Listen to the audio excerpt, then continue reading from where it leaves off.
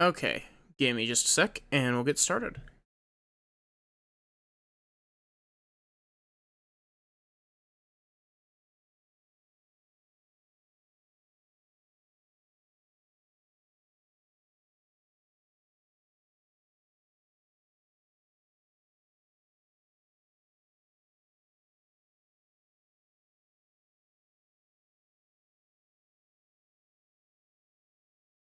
Okay.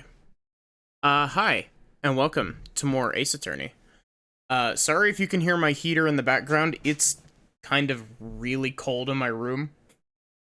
So, I'm gonna be running my heater for a little bit, and then hopefully it should warm up. But, we're back, continuing more Turnabout Goodbyes.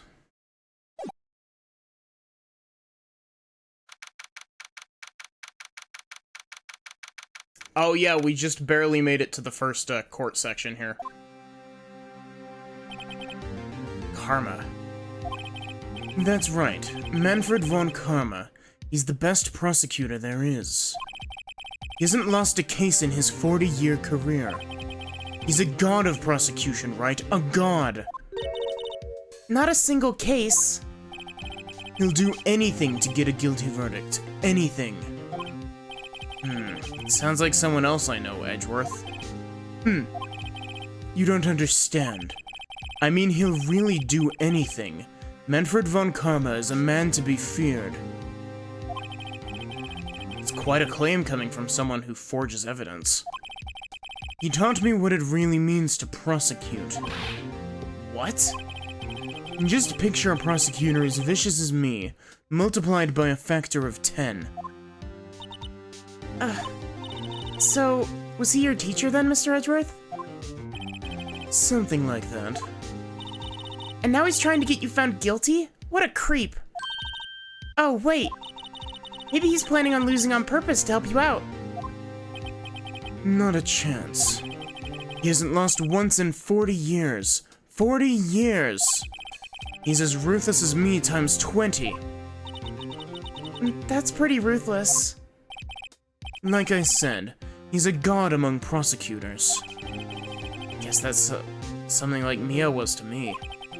Speaking of Mia, Maya? Uh-huh. We could really be using Mia's help right now, don't you think? Oh. I can't. Sorry. I tried, I really tried, but I couldn't reach.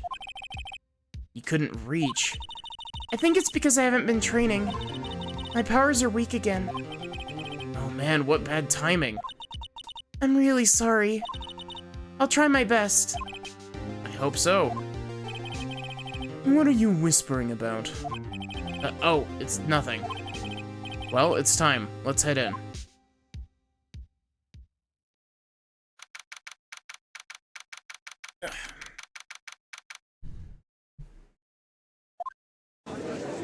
Hey TM, how are you doing? Court is now in session for the trial of Mr. Miles Edgeworth. Defense is ready, Your Honor. Mr. Von Karma, is the prosecution ready?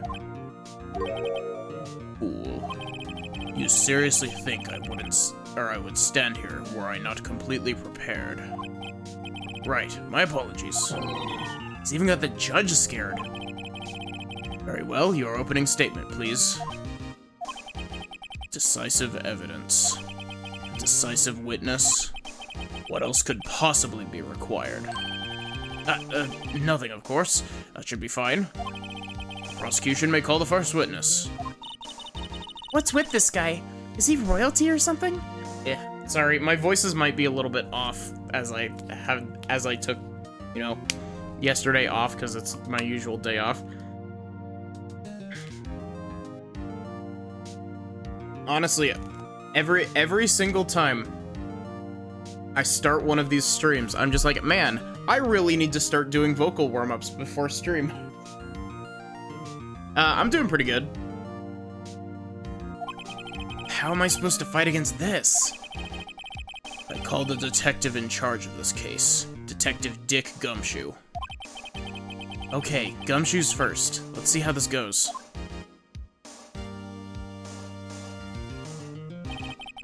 Describe the incident, now. Yes, sir. Detective Gumshoe looks nervous. Please take a look at the map.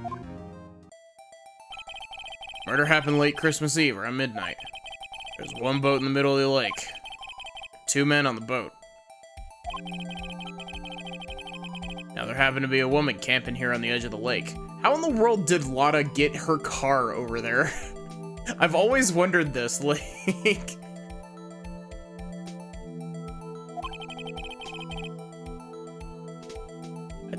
At 12:10 a.m., she heard 2 pistol shots, and the boat started to move. It went towards the boat rental shop and crashed into another boat.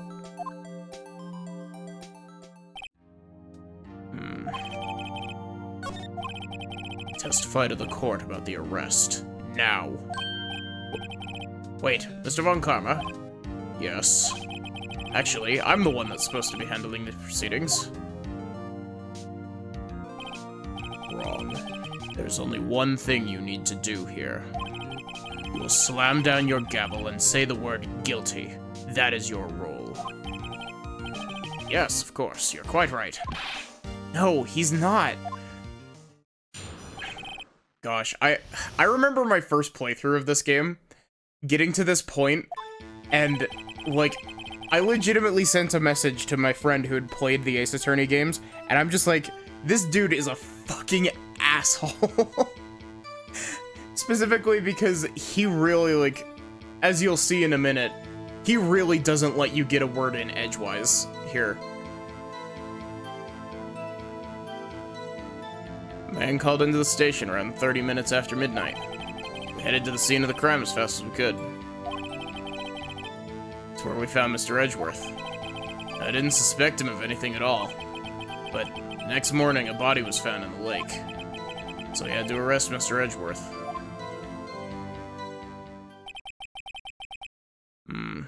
I see. Very well. Begin your cross-examination, attorney. Now.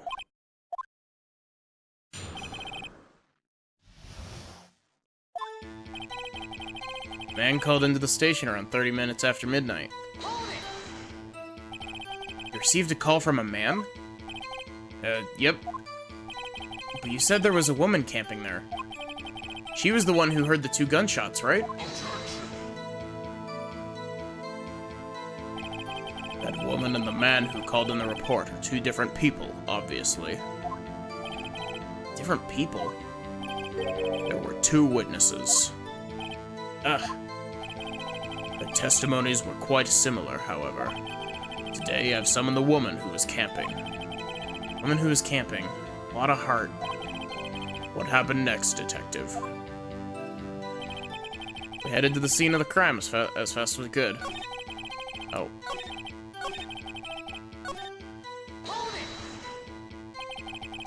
How long was it between receiving the report and your arrival at the lake? Well, today was about 3 minutes. I'm sorry, I've lost Gumshoe's voice from last stream. It's pretty fast. Our motto for the month is get there quick. Detective, you will refrain from casually revealing department secrets. Yes, sir. Sorry, sir. I look forward to your next year's salary review. So much to look forward to these days. This is no time for dejected daydreaming. Continue. Yes, sir. It's where we found Mr. Edgeworth. What was Mr. Edgeworth like when you saw him there? Well, from what I saw, he looked pretty relaxed. Not like a murderer at all, really. Detective, the court requires the facts, not your opinion. How many years have you been on the force? Facts only, detective. Hard, cold, objective facts. Yes, sir. Man, he's got his share of objections. I didn't suspect anything of him at all. Why didn't you think he was suspicious? You should know. We have a deep trust and relationship with the prosecutors. Detective, the court isn't interested in your musings. Deep trusting poppycock. I've never heard so many This is pronounced flippant, right? Flippant comments from an I read that as ace detective. Gosh, what I wouldn't give for a Dick Gumshoe ace detective game. From an active detective on the force. Ugh. Detective Gumshoe doesn't look so good. Continue now. But the next morning, the body was found in the lake. Did you find any clues on the body? A single bullet was recovered from the body. It shot through the heart, fatally. Judge, here is the bullet. It didn't strike a bone, so its shape is well preserved. Very well. Court accepts this bullet into evidence. We had to arrest Mr. Edgeworth. Why is that? Well, found the murder weapon in the boat. Murder weapon? Pistol. Detective Gumshoe, that is a vital piece of information. Please revise your testimony. Right. Sorry, Your Honor. Murder weapon we found on the boat was decisive evidence. What about the pistol made it decisive evidence? Tisk tisk. Ah, he has the same evil laugh as Edgeworth. There are fingerprints on the pistol found in the boat. There are clear prints from Mr. Edgeworth's right hand. What? Order, order. So, Mr. Edgeworth's fingerprints were found on the murder weapon. Yes, Your Honor. Judge, this is the weapon in question. Accepted into evidence. Sorry, Judge and Von Karma's voice are going to be very similar. Members of the court, we now have the pistol used in the murder and the bullet found in the body. Detective? Yes, sir? Yes, sir. Was the bullet found in the body fired from this pistol? Yes. Ballistic markings on the bullet match the pistol. Hey, Nick. What does he mean, ballistic markings? Shocking. To imagine someone here does not know something as basic as ballistic markings. Nick, he's glaring at me. Very well. I'll explain. Actually, Judge, you do it. Eh? Me? Ballistic markings are like the fingerprints of a gun. This is a quote that will go on to be a meme. The barrel leaves distinctive marks on each bullet it fires. You can examine these ballistic fingerprints to see which gun fired the shot. It's quite accurate. Indeed. This leads to one inevitable conclusion. The bullet found in the victim's heart was without a doubt fired from this pistol. This pistol, which as you may recall, was covered in the defendant's own fingerprints. Order, order. This is bad. This makes it look like Edgeworth did it. Well, Judge, I'd say it's almost decisive, yes. Honestly, I could declare a verdict at this point. However, you wish to hear the witness speak, no doubt. Very well.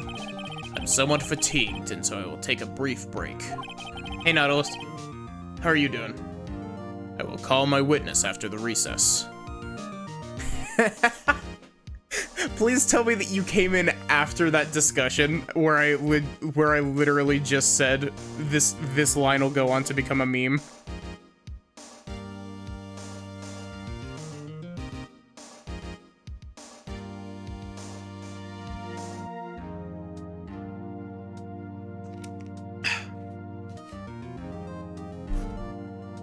I will call my witness after the recess, which will last 10 minutes.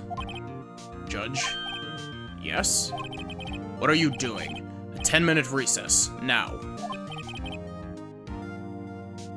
But wait, Just bang your flimsy gavel and get on with it, man. Yes. Sorry, I've lost the judge's voice now. The court will take a 10-minute recess. There we go, I found it again. Who's running this court, anyway?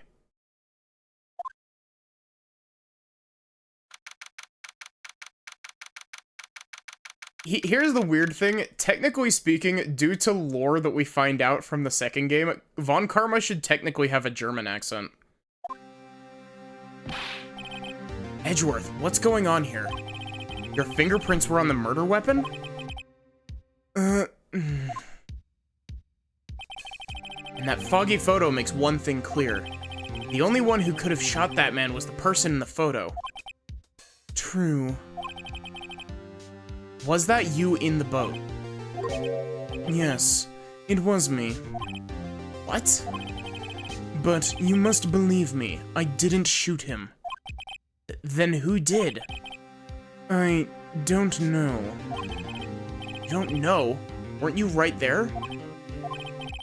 I heard a gunshot from very close by. There's a reference to Von Karma in Great Ace Attorney? Really? Then, the other man fell from the boat.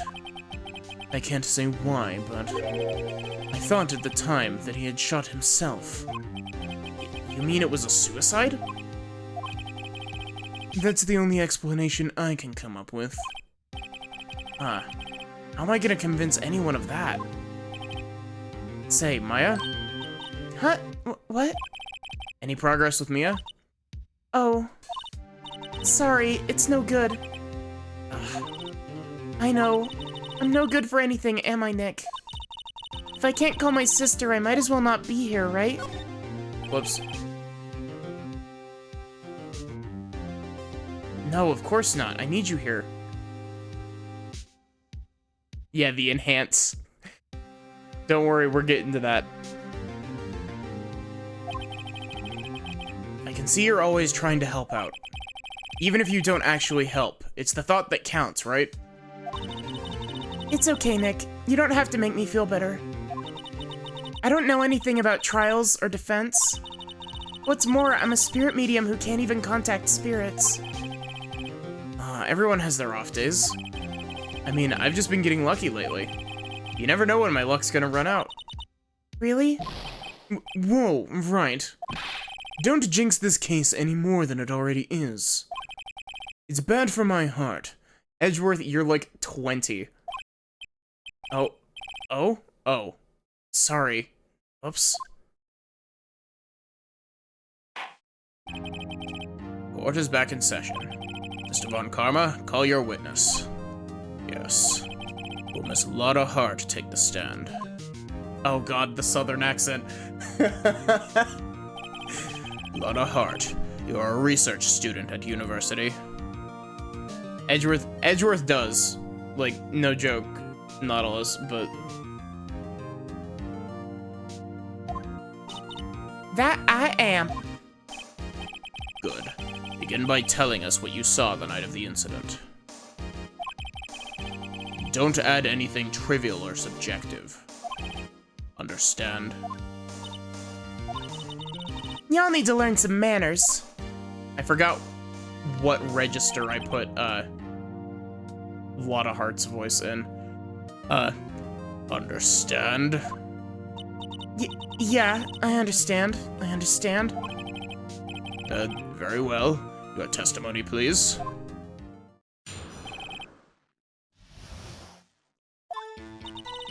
It was Christmas Eve, just after midnight, I reckon. I was in my car. I heard this bang come up from the lake. When I looked out the window, I saw two gents in a boat. Then there was another bang. There wasn't nary a thing out on the lake but that boat.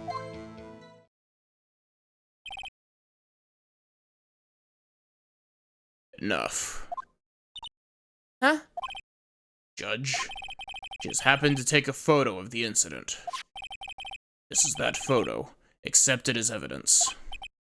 Well, this is a surprise. This looks like the very moment of the murder.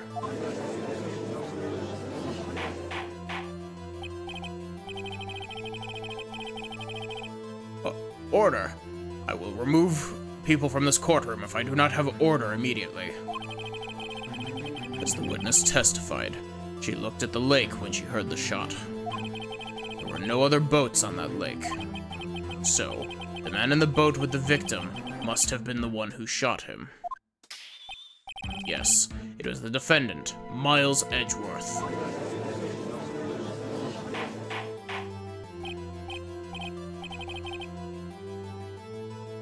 Order, order, order. I will have order. Well, Judge, the evidence is decisive. I have very little doubt about this case. Very well. This court finds the defendant... Wait, Your Honor. I haven't cross-examined the witness yet.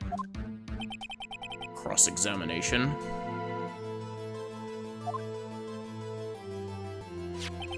We have photographic proof. What question can there possibly be? This photo is worth 1,000 words, and they all read guilty. You lose. Or, do you claim to have found a contradiction in her testimony? Very well. If you have to, you may cross-examine the witness.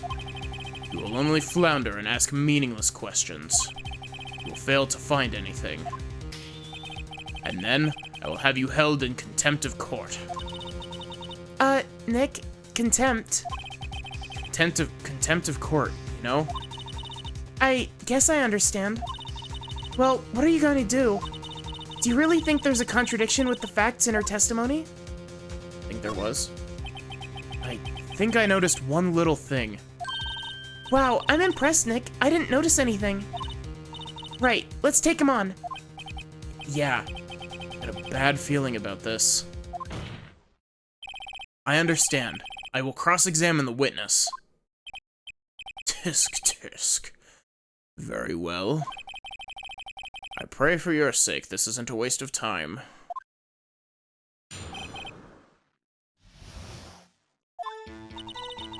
It was Christmas Eve, just after midnight, I reckon. Just after midnight, you say? In other words, it was no longer Christmas Eve, but Christmas Day. Huh? Yeah, well, yeah. Yes? I know you want to find contradictions, but really? I slipped into judge voice there by accident. Ugh. I hope your next contradiction is a little more relevant to the trial. Witness, continue your testimony. I was in my car. Why were you camping there anyway? I'm a research student at my university. I was taking pictures to use in my research. What research? This all sounds suspicious. Miss Hart, could you be more specific about your research? What does the witness's motive in camping by the lake have to do with this case? The answer is nothing. I object to this line of questioning. Objection sustained. Wait now. I'm the one who says that. Well then say it already. Objection sustained. Thanks for nothing, Your Honor. Welcome to the, Von Karma doesn't let you get a word in edgewise. I heard a bang come up from the lake. So you weren't looking at the lake at the time? Nope. I looked after I heard the noise. She said that already. I asked you to find contradictions, not leisurely chat with the witness.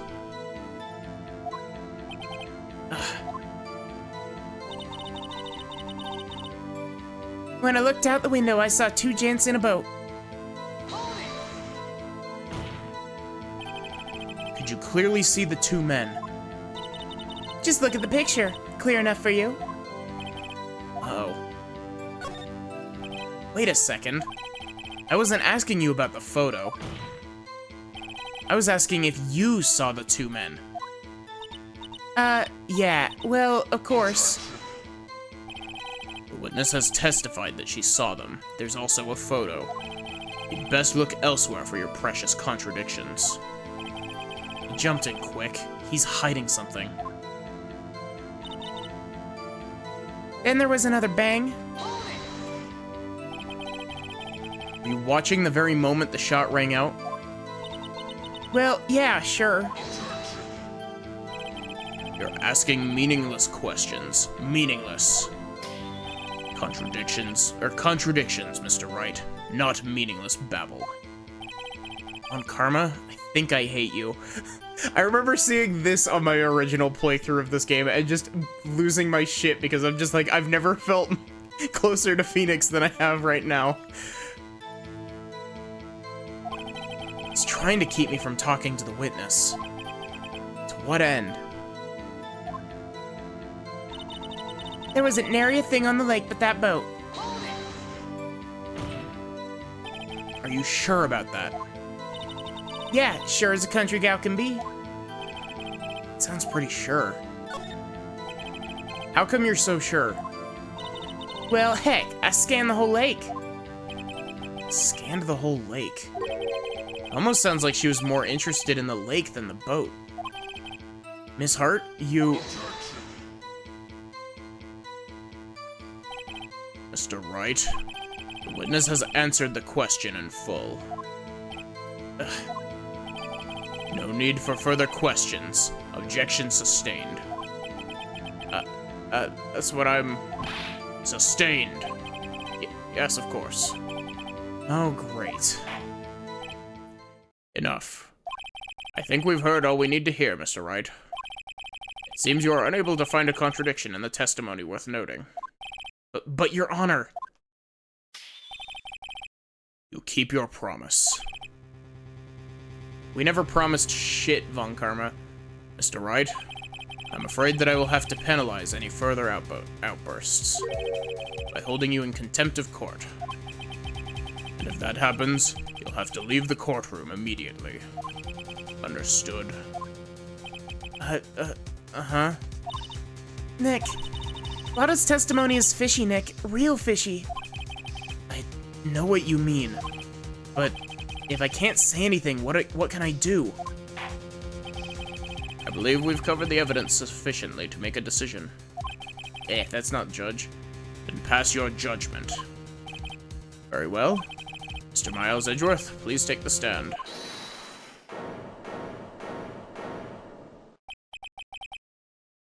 Who was that? It was me. Maya, is something wrong? Do you need to use the facilities? No, I do not. Lotta Hart, your testimony stinks. It's unclear whether you were actually looking at the lake. It's highly doubtful that you actually saw Mr. Edgeworth. Tell us the truth. This is a matter of life or death. Lotta, did you really clearly see Mr. Edgeworth that night? Did you see him fire that pistol? You will stand down. Court does not acknowledge the defense's outburst.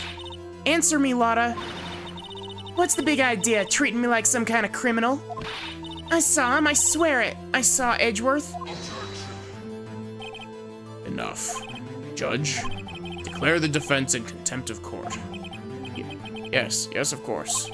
I'm sorry, but you were warned. Perjury is a crime, Lotta?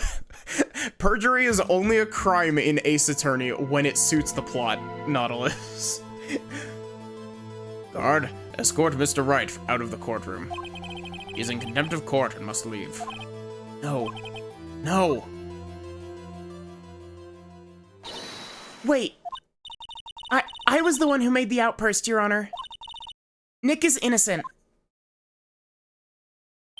Ha. What's the difference? All that remains is for the guilty verdict to be declared. Isn't that right, Mr. Phoenix Wright? Wrong. Wrong. What? Did you hear what Miss Hart just said? She said that she clearly saw Mr. Edgeworth. That was not in the testimony. That changes her testimony, and I have a right to cross-examine her again.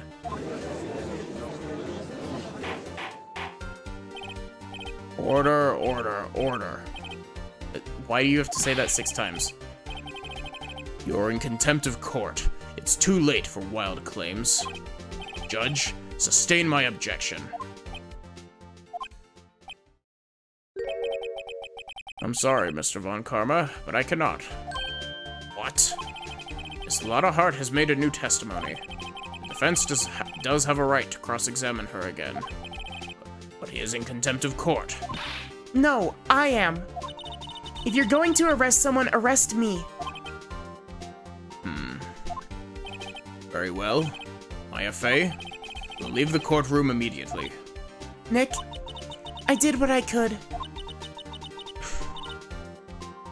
Sorry, give me a sec. You have to do the rest. Good luck. Maya.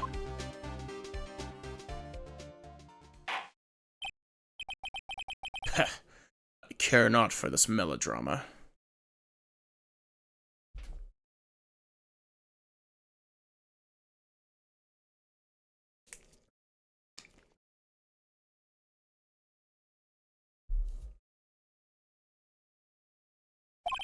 Listen well, Mr. Wright. I do not tolerate badgering of my witnesses.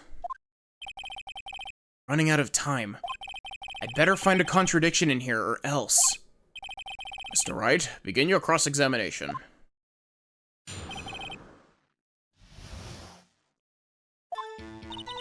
I saw it clear as day. That man on the boat was Mr. Edgeworth. That's it? Uh-oh. I don't know if I can find anything in that. I can't squander Maya's efforts either.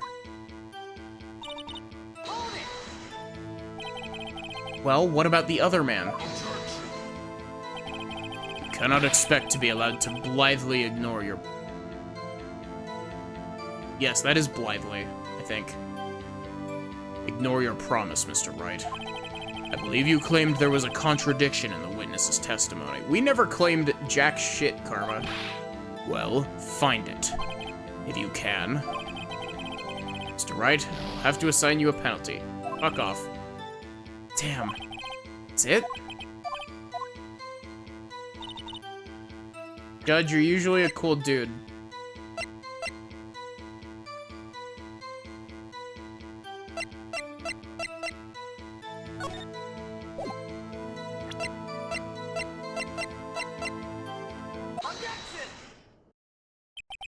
Got you. Got you, Miss Hart. Finally. What? You got what? Look at this photograph. I'm not gonna make the same joke for the third time. The photo I took? Very same. There's something I want you to see in this photo. It's quite clearly visible. The fog, Miss Hart. So? This picture was taken with professional, high-quality film, correct?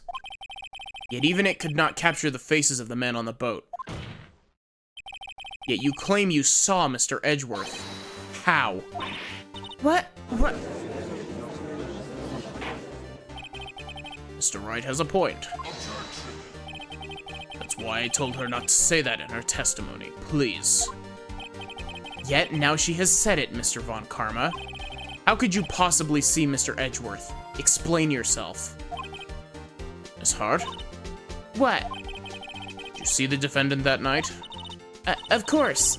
I said I could, and I meant that I could. Then please testify as to the circumstances of your sighting. Did it. Finally found a hole in Von Karma's carefully vague testimony.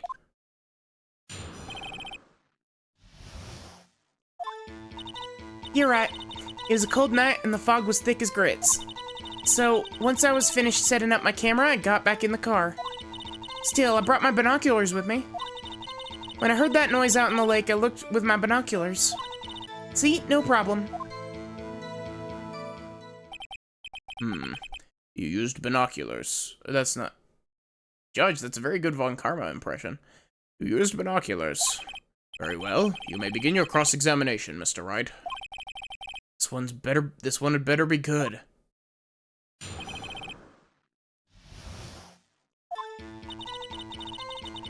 You're right. It was a cold night, and the mist was thick as grits. So, how could you see Edgeworth? Now just hold your horses for a second. You hasty Yankee types would never find a gal where I'm from. Hence attorneys have trouble with that as is. Nobody loves me, except the entire fan base, Phoenix, and Edgeworth. So once I was finished setting up my camera, I got back in the car. Your camera? Yeah, it's got an automatic. The issue we are concerned with here is Miss Hart seeing Mr. Edgeworth. Camera has nothing to do with this at all. Objection sustained. It's not letting her answer any of my questions. Phoenix, I need you to learn that you can raise objections against other people's objections. Still, I brought my binoculars with me. Binoculars? Yeah, binoculars. Yesterday you mentioned that you were out looking for shooting stars, correct? Well, yeah. Wouldn't you need a telescope, not binoculars, for that? I've got doubts about your camera, too. Was that really to take pictures of meteor showers? The camera is irrelevant to this case. You can't say that for certain. Mr. Wright? Is the camera really relevant to this case? If you believe it is, you may continue with this line of questioning. But know this. If you find nothing with this, there will be consequences. Well, Mr. Wright, do you wish to press further about the camera? This is make it or break it time. The camera is of utmost importance, Your Honor. It is, perhaps, the key to this entire case. Therefore, I will continue my line of questioning. Wow, maybe I went a little overboard there. Very well. Mr. Hart, you will testify to the court about the camera. Yeah, I hear ya. Camera was set up to take pictures of a meteor shower. Miss Hart? What made you choose that lake to photograph meteors? You know, the fog gets thick on that lake. It's not very suited to stargazing. Yeah, well, see, I guess I wasn't thinking too straight. Mr. Wright, I will not have you badgering my witness because of her challenged intellect. Now, wait a minute. Continue your testimony. We're saying how it was you saw Edgeworth. No unnecessary comments, please.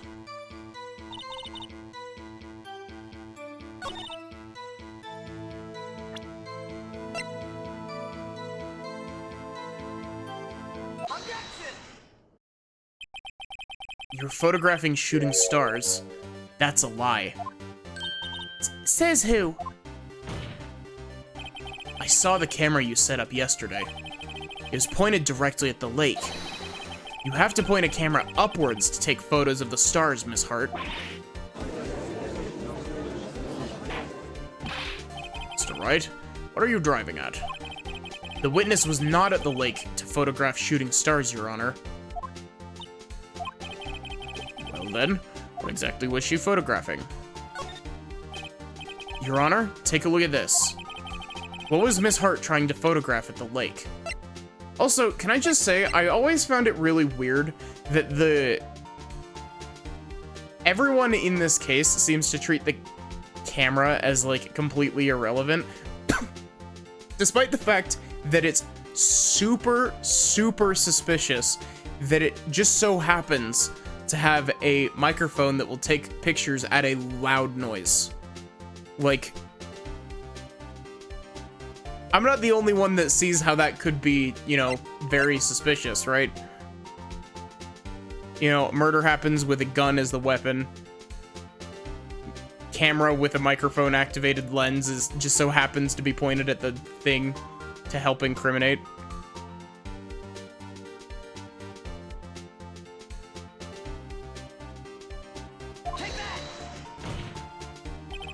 Miss Hart? This is what you were trying to photograph. What's this? A newspaper article? 40. Ah, the sighting at Gourd Lake. Well, Miss Hart? I never heard of no lake monster. You got proof or something? Let's see you prove that I was down at the lake trying to photograph this Gordy. Sorry, I lost that southern. I have it. Proof. Intriguing. Very well, let's see it. No joking around this time, please. What is proof that the witness was trying to photograph Gordy, the lake monster? Camera. Proof, Miss Hart, is your own camera. Your camera was set up to take photos in response to loud noises, correct? You're definitely not a criminal that is trying to frame Edgeworth. Like, there's a completely different situation that could have happened with this case, where it's just like, Phoenix blames, Lotta for the crime for the first bit because, you know, the camera just so happened to be there and ready to take a picture. But, thus this photograph here taken when a gun fired on the lake.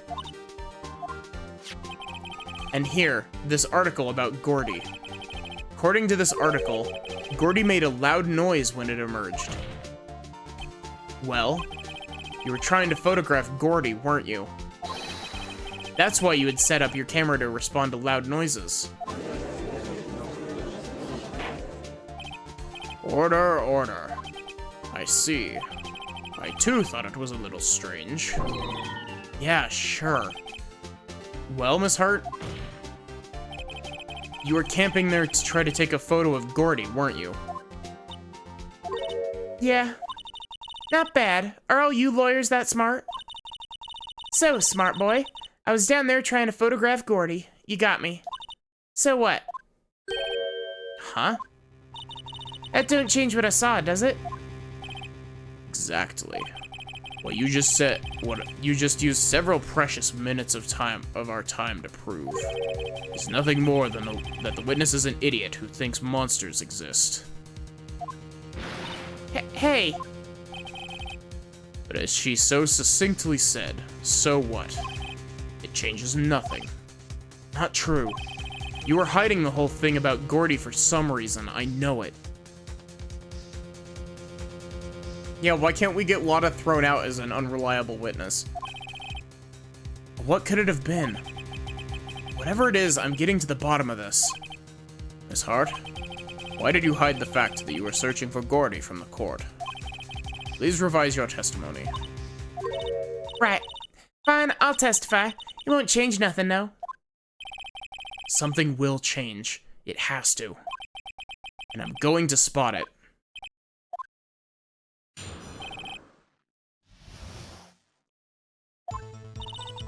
Actually, I'm not a research student at university. I'm an investigative photographer. Imagine what a scoop it'd be if I took a picture of that monster. That's why I was camping out by the lake. That's all I was hiding. When I heard the bang, I looked right straight up at the lake. There wasn't much else to look at, so I just watched the boat the whole time. And I saw a flash near one of the men's hands, and I heard another gunshot. I was looking right at the boat the whole time, crossed my heart and hoped to fry. Gosh, that accent really does not sit well with my throat.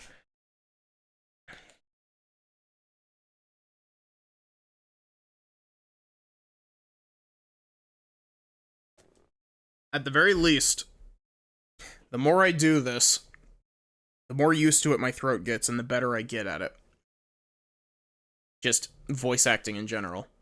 Well, Mr. Wright, you may cross-examine the witness. The witness's testimony is unchanged from before.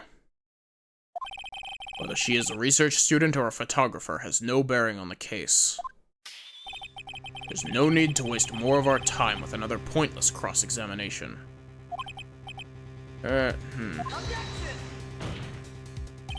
I claim the defense is right to cross-examine the witness, Your Honor. Karma's up to something. I know it. He doesn't want me to cross-examine her because... Why? Was there a contradiction? Very well, you may begin the cross-examination. You seem sure of yourself. You must have something in mind. That would be a first. Very funny. It's true, though. You understand that this is your last chance at cross-examination, Mr. Wright. There is no problem with the testimony this time. We will let the witness leave. I will announce my verdict at that time, Mr. Wright. Understood? Yes, Your Honor.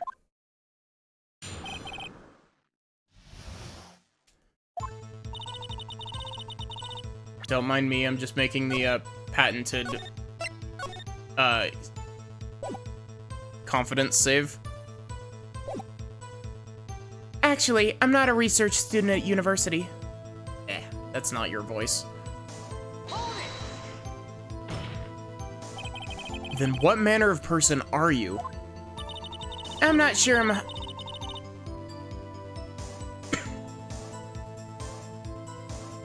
How in the world do you even pronounce that? Highfalutin?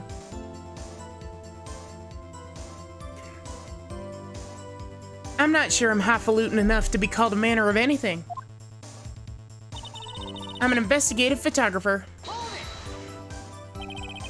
Investigative photographer? Yep. You get your photo and sell it to the press. It's that kind of business. Hey, I was taking pictures of at my sister's graduation last year. Guess what? What? There was a... UFO. There was a UFO just hanging out in the sky.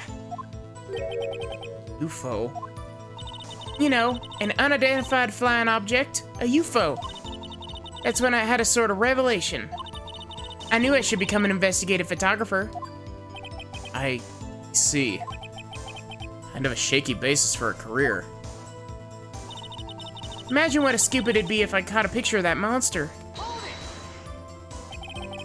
Is Gordy really all that newsworthy? Heck yeah. They even had him up on the TV. Not sure that appearing on the local news as Rumor of the Month segment qualifies. Sorry, give me a sec.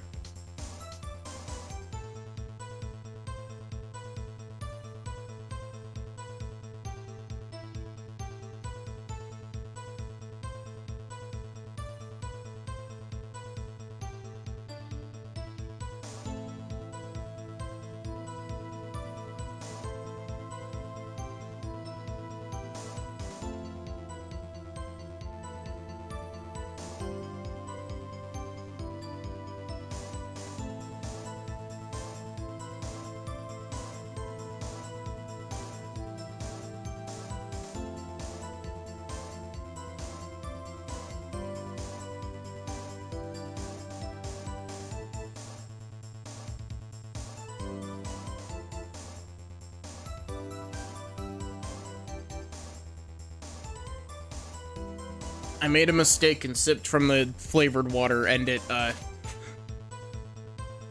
as much as I love the flavored water mix that I use, it is not good when I'm trying to actually, like, hydrate my throat for voicing stuff.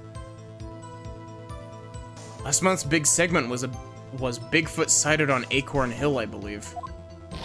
Hey, they also had a picture of him in the newspaper, for real. Yeah, I lost it. Mr. Wright, this is one fight I do not believe you can win. Let's keep moving, shall we? Yes, Your Honor. That's why I was camping out by the lake. That's why you put the automatic sensor on your camera? Yep, borrowed it from a university professor. It analyzes every sound it picks up, and when it gets a bang, it snaps a shot. Yep. So how many pictures has it taken so far? The only time the camera triggered was that night. But that's all it was hiding. I think it's time you told us why you felt you had to hide your true purpose at the lake. Heck, if word got out what I was up to, the lake would be swarming with competitors. Competitors? Yeah, second-rate shutterbugs trying to steal my scoop. Is that the only reason you were hiding the truth? Well, actually... Mr. Wright, I'll not have you asking questions with no relevance to this case. Whatever you say, Von Karma, I know you told her to keep quiet.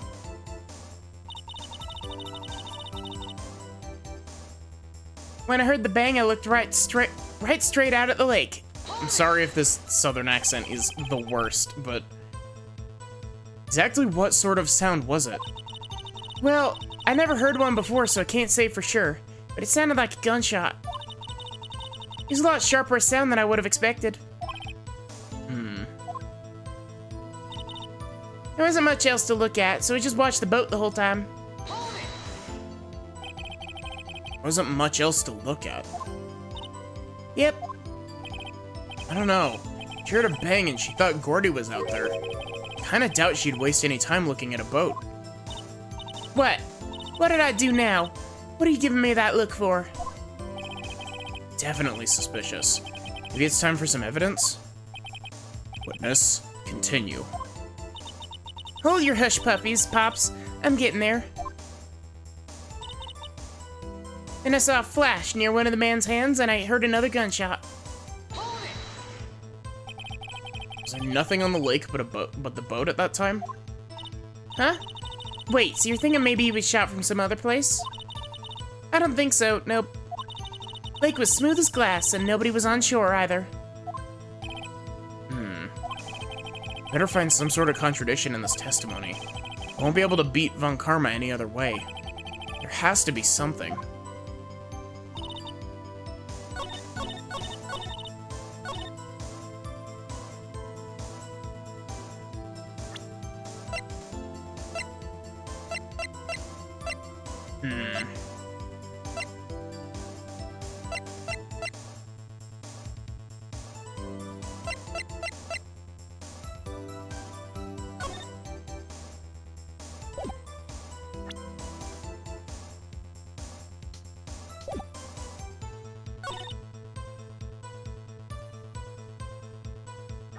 Wasn't much else to look at, so she just looked at the lake or at the boat the whole time. Makes me think that I present this. You can very clearly tell that I've played through the first, like, handful of cases a lot, but I haven't played past case 2 much, because near the end of case 2 is when I started actually having to, like, re-piece things back together.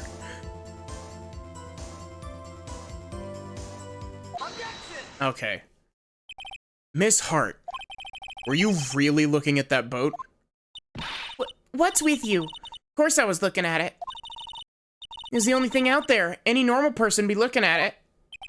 I agree. Any normal person would.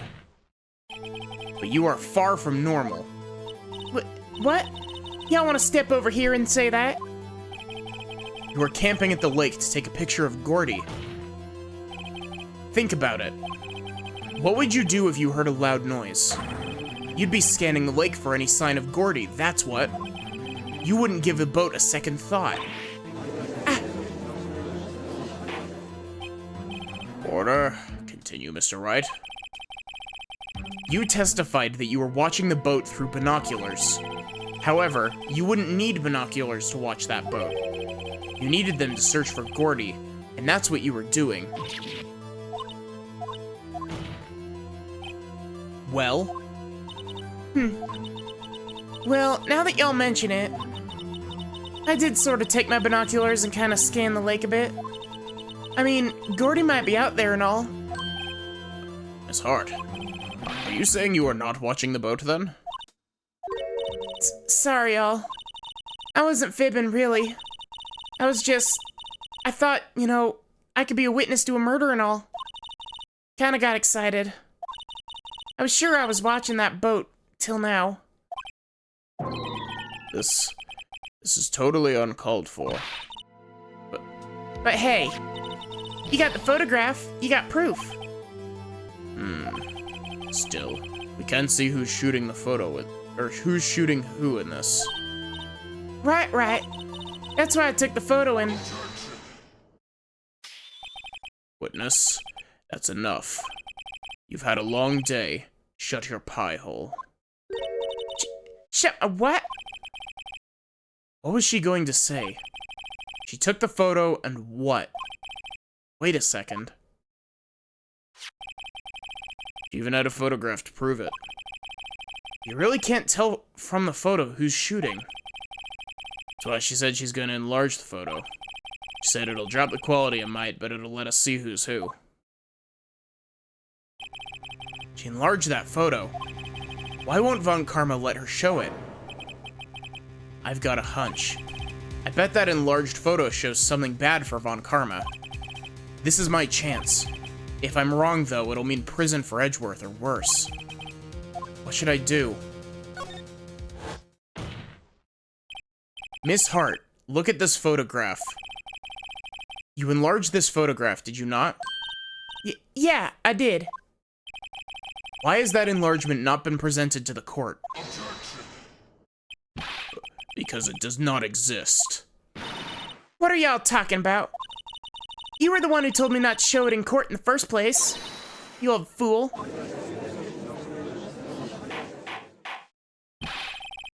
What is the meaning of this, Mr. Von Karma? Miss Hart?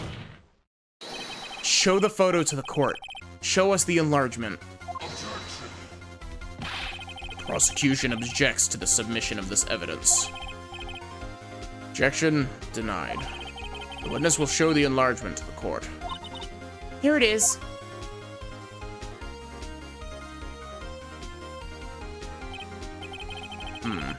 Also, like, yeah, this is some CSI level, like, enhance. It's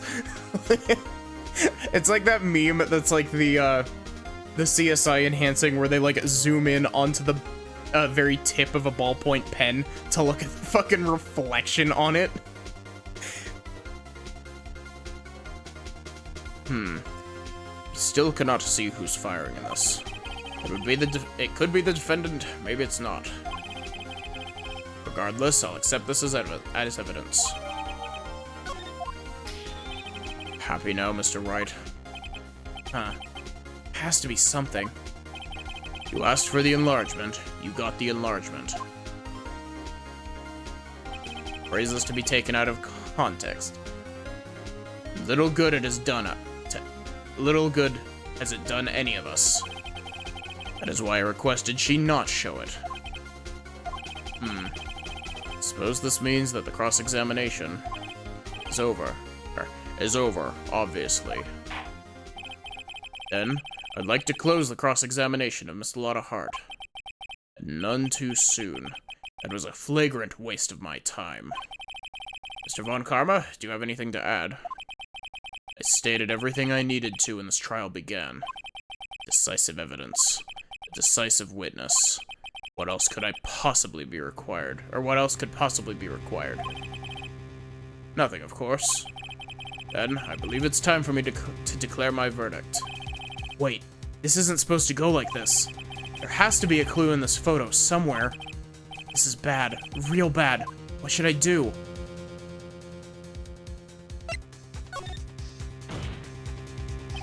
Wait. Your Honor, this evidence. I believe we've spent enough time talking about evidence. Indeed. We've heard opinions on every piece of evidence but this enlargement. I see no point in retracing our steps. This is bad. Your Honor, there's something decidedly strange with this enlargement. What might that be? Mr. Wright? We'll show the court what you mean. What about this photo is strange? Okay, here goes nothing. We'll show the judge what's strange about this photo.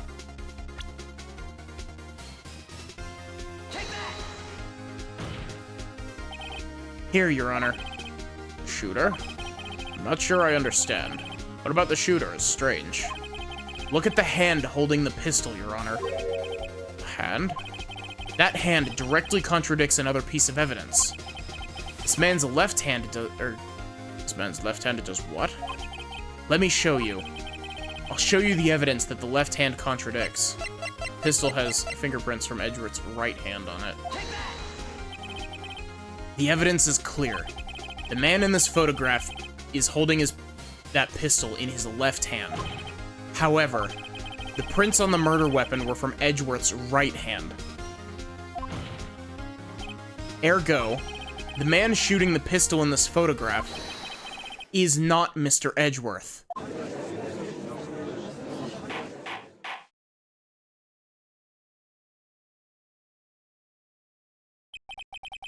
Now that everyone in the courtroom has quieted down, he did the ergo. I would like to reconvene in this court of law. Mr. Wright? Yes, Your Honor? You have given us definitive proof today. We now know that it was not Mr. Edgeworth who fired the pistol that night. However, this leaves us with a rather large problem. Also, yes, you've given us definitive proof, but we're going to sweep that under the rug so that the trial can go on for another 3 days. If Mr. Edgeworth didn't do it, then who shot our victim? Precisely. As we've seen, there were no other people on the lake that night. Who but the defendant could have shot the victim? Larry. Yes, Larry shot the victim. There's only one explanation remaining. The man who shot the victim was none other than the victim himself. Order, order. So, you're saying that the victim committed suicide? Yes, Your Honor. I can think of no other explanation. Indeed, that does seem to be the only remaining option. I'm so very, very sorry, Mr. Wright. But suicide is out of the question. What? An examination of the victim's wound reveals the distance at which he was shot. The distance? The victim was clearly shot from further than a meter away. Meter? That's 3 feet. Does a meter directly translate to 3 feet?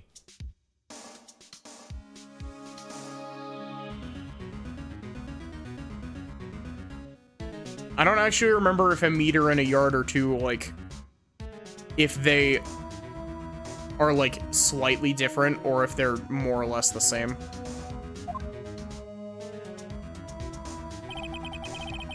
There's no way it could have been suicide.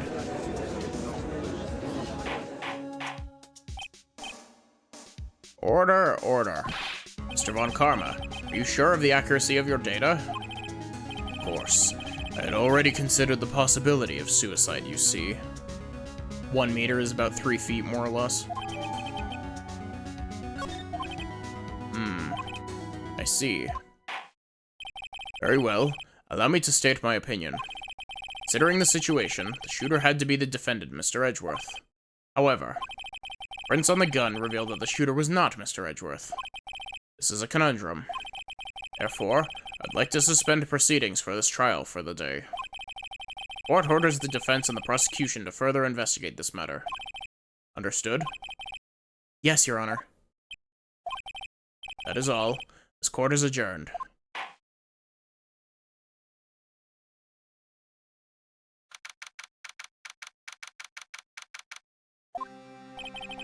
Ew, that was a close one.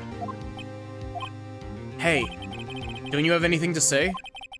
No, I have yet to be declared innocent, right? Well, yeah, but what happened out there on that lake anyway? If he didn't commit suicide, then who? Shooter was about a meter away, too. What? Don't give me that look. I did not kill him. It's just kidding around. Huh. Look, I'm going to go check on Maya. Oh, right. What? Tell her something for me. What? Tell her to watch what she says in court. That's all. Would it kill you to just state how you really feel with a thanks, Edgeworth? I requisitioned a transcript of Lotta's entire testimony. I thought it might give me some ammunition for the trial tomorrow. Of course, she didn't see the shooter. The only part of her testimony was the bang she heard.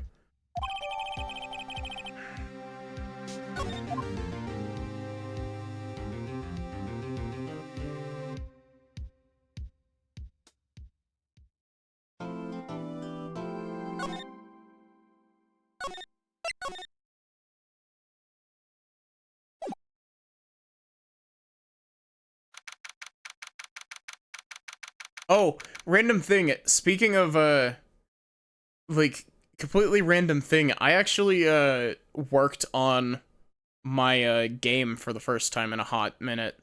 And actually, I made more progress than just opening it, looking at it, and then being like, I don't feel like trying to figure out how to code this shit.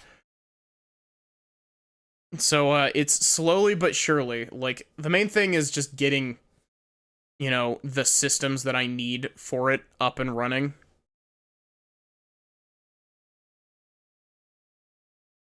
But I want to, like, I want to get, like, a rough, like, demo sort of thing up and going at some point soon-ish. Maya. Hey, Nick, it's you. I'm glad Mr. Edgeworth made it through the day okay. That's a relief. Hey. Why'd you do that anyway? I don't know. I just knew I had to do something. I know I'm not the lawyer my sister was. I'm sorry. Well, you did save the trial. Just behave from now on, okay? Oh, okay.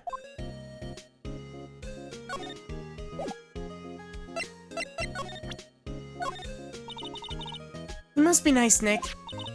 You can just show that to anyone and say, I'm a lawyer. But spirit mediums, well... I don't know, with your clothes, I bet at least some people would recognize you. But these are medium in training clothes. I wonder if I'll ever be a proper medium.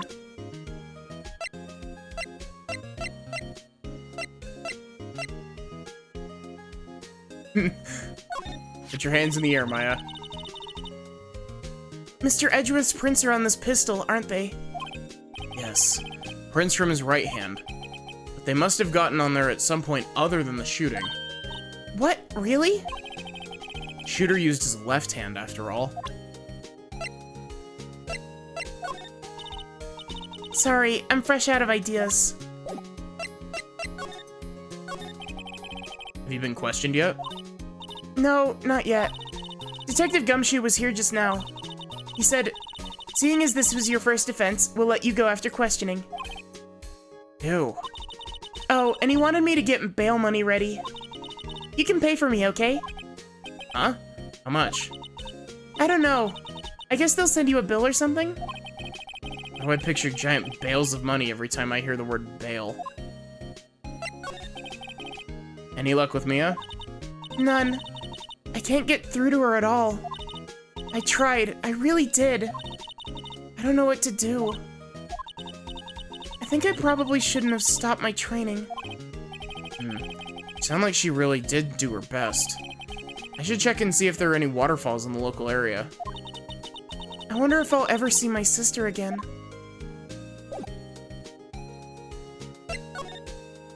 Sorry, Maya. You're still in detention. Sure is quiet here with nobody around. Right. I have to get Maya out of that detention cell soon.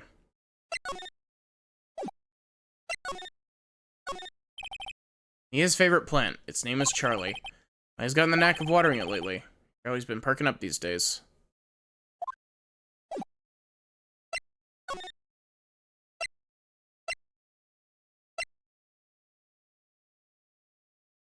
I want to say that there's some time in one of the later games that she does, but I'm not entirely sure.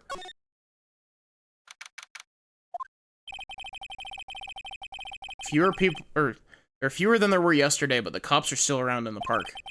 I wonder if Detective Gumshoe's here today.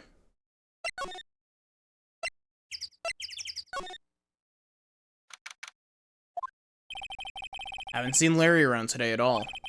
Probably off paying through the nose on a date with a little lovely fiancé.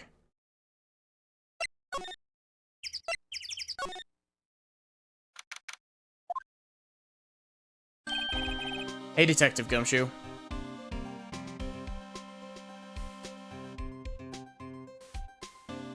Also, random thing, I don't know if I got the chance to say this, but Gumshoe's theme just, chef's kiss.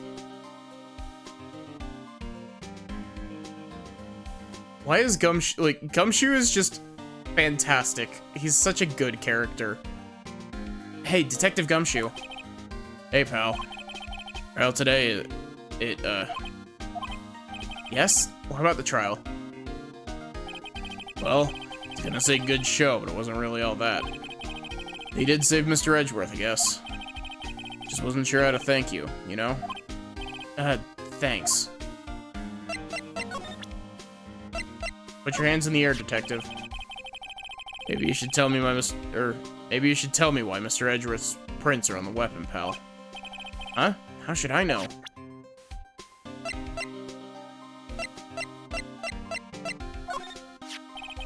I think it's a little early for you to be proudly waving that thing around. You can be proud of yourself when you get Mr. Edgeworth declared innocent, pal. Also, Nautilus, I'm fully behind to bring back Gumshoe. Like, Ace Attorney 7, bring him back.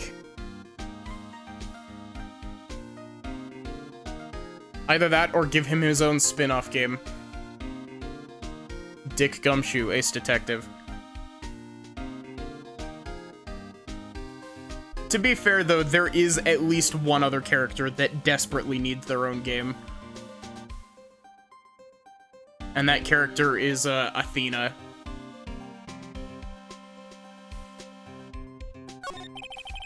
Detective Gumshoe? Any idea what strategy Von Karma is planning for tomorrow? Sounds like he's bringing in another witness. Another witness? Oh, right. He said something about that in the trial today. Honestly, Apollo also needs more of his own games.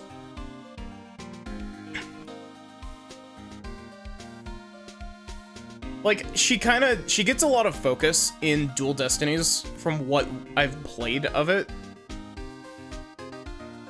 But at the same time, like, she doesn't get the same amount of focus as, you know, Apollo in Apollo Justice. Oh, right. He said something about that in the trial today. There were 2 witnesses.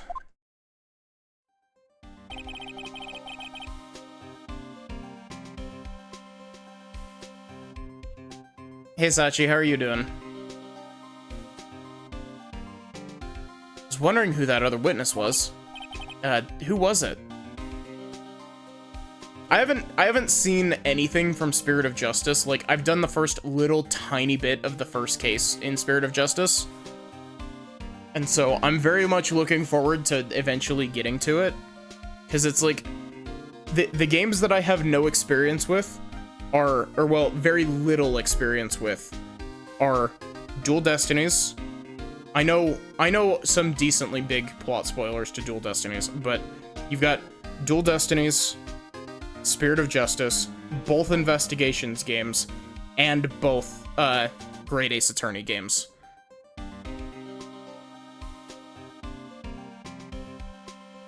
Honestly, like, I like doing this style of game enough that I would actually be open to playing, like, fan games and ROM hacks of these.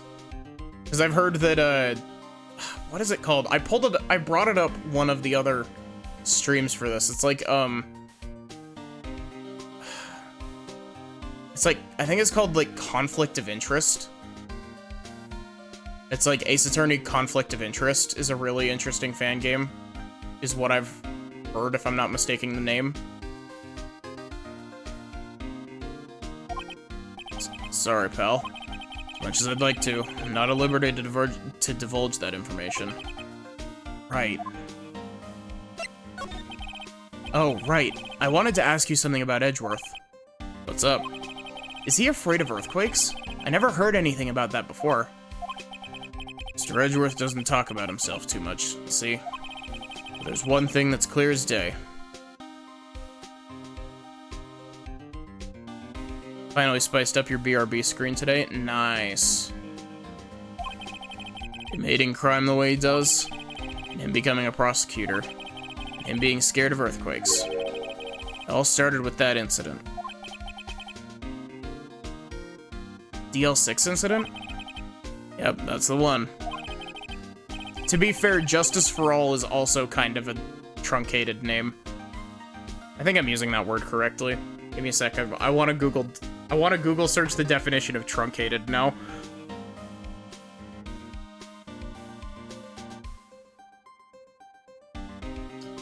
Nope, it is. I used that incorrectly. Truncated means shortened in duration or extent. It is I meant very, like, Justice for All is a very, like, clunky name, is what I meant. 15 years ago, when he saw his father shot before his very eyes. Still feels the pain now. You can see it in his eyes. I wanted to talk to you about Maya Fey. Huh?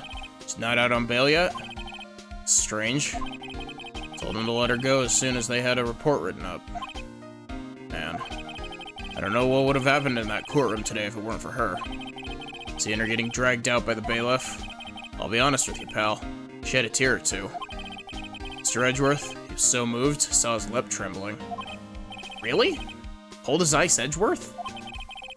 He's really grateful for what she did, you know. I'm going to head back to the station. I'll get the report on my end and get her out of there as soon as I can. Thank you. Oh, wait.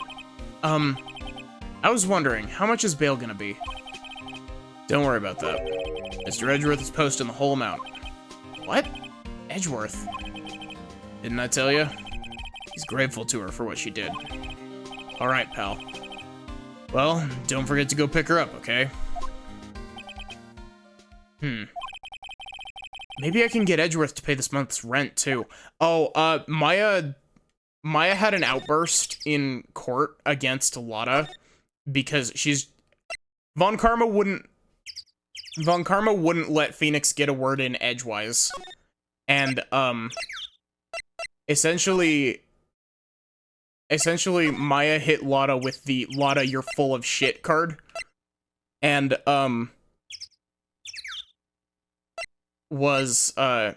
essentially got Lotta to testify more out of it, but also got held in contempt of court. And, Maya getting held in contempt of court kind of saved the case.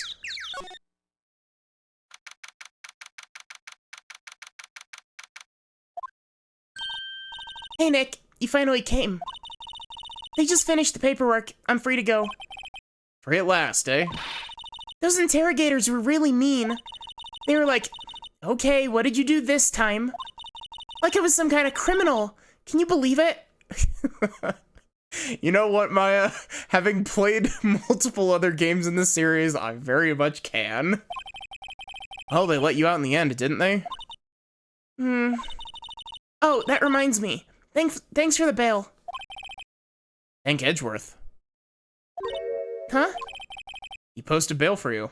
Also, I was gonna save it until I played Ace Attorney 2, but I'm probably gonna bring it up when I play Justice for All anyway.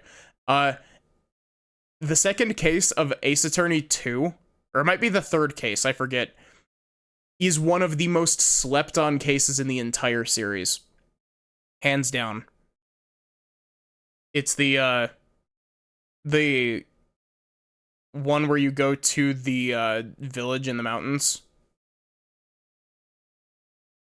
I'm not being any more specific than that because I don't want to spoil it. People sleep on that case super hard. Said he was grateful for what you did. Mr. Edgeworth did that? I have to make it up to him. We've got to win this case, Nick. Let's go get you a burger. I'm sure that they didn't feed you in here.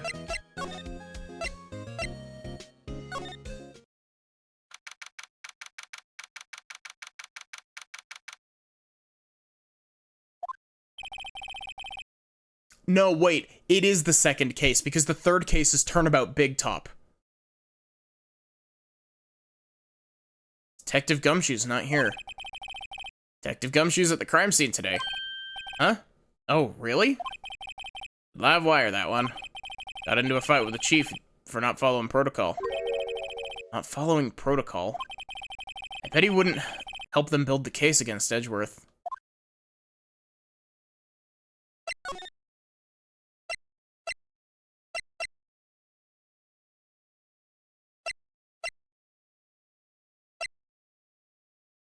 So, it's really funny. I know next to nothing about the investigations games other than the very first case of the first investigations game. One of the very few things that I know about it is that there's a case that centers around the Blue Badger again in one of them, and I've heard that people are not the biggest fan of it. There aren't many cops around today, are there? Probably back at the precinct, working up the case against Edgeworth. Hey, y'all. Hey, it's Lotta. Y'all really did it today. What did we do now? Or what did we do now? Nah, I'm not complaining. See, I did a little thinking. A little self-reflection, you might say. I realized that being a witness is a mighty big responsibility. But I just went up there and started blabbing any old thing that came to mind. Lotta. So, you see, I want to make it up to y'all. Make it up. I'm an attorney. Yep, I'd have to say I know exactly squat about that. Painfully easy to know when something doesn't catch Lotta's interest. Put your hands in the air. God, could you imagine Phoenix just, like, reaching into his suit and pulling out a pistol like it's fucking Yakuza?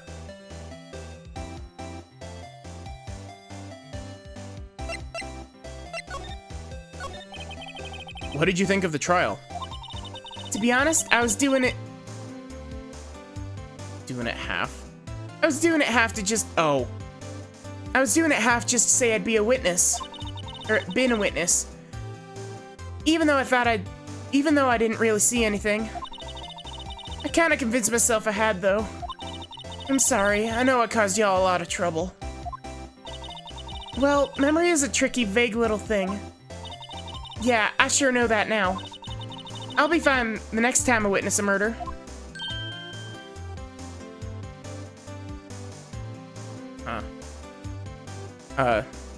Right.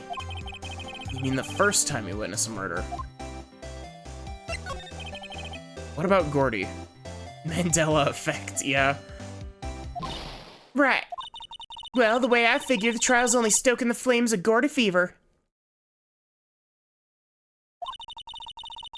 I'll get my exclusive photos and rocket to stardom.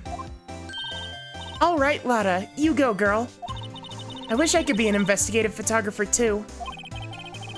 Finish your spirit medium training first. Also, I want you to know the next time, and I know exactly when. Yeah, I'm pretty sure that I know exactly when the next time Lotta Hart shows up again.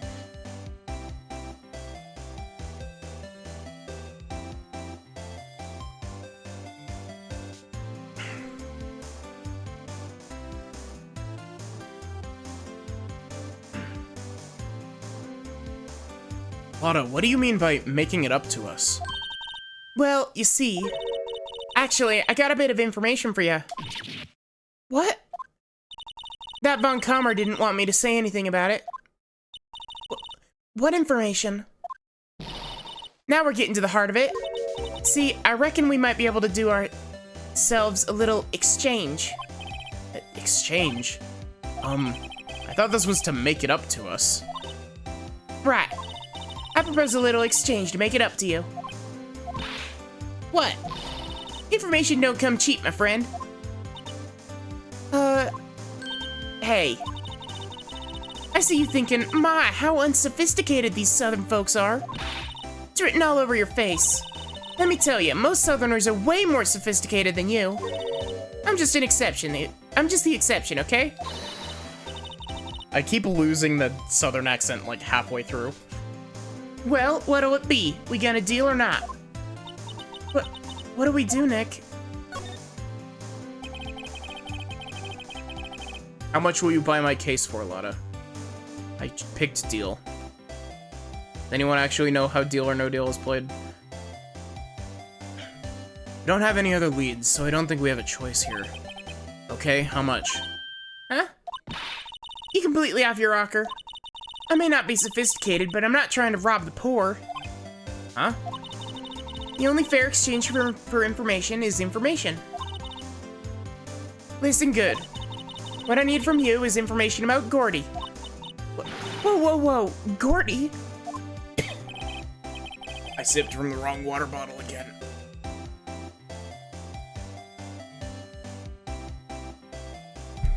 Luckily, that one's a... I may be dumb, but don't judge everyone else. Yeah. I sipped from the wrong water bottle, and luckily, that water bottle's empty now, so I shouldn't be sipping from the wrong water bottle, but...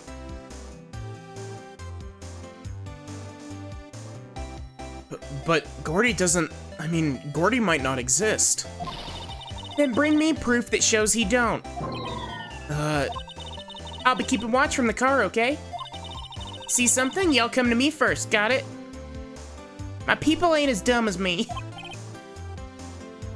Okay. Right, see y'all later. Okay, Nick, let's get hunting. Hunting? You don't seriously mean... Gordy? Yeah, I sure do. What about Edgeworth? We're searching for Gordy for him, Nick. Don't you get it? Okay, and how exactly do we search for a make-believe monster? Maybe we can find a monster myth specialist?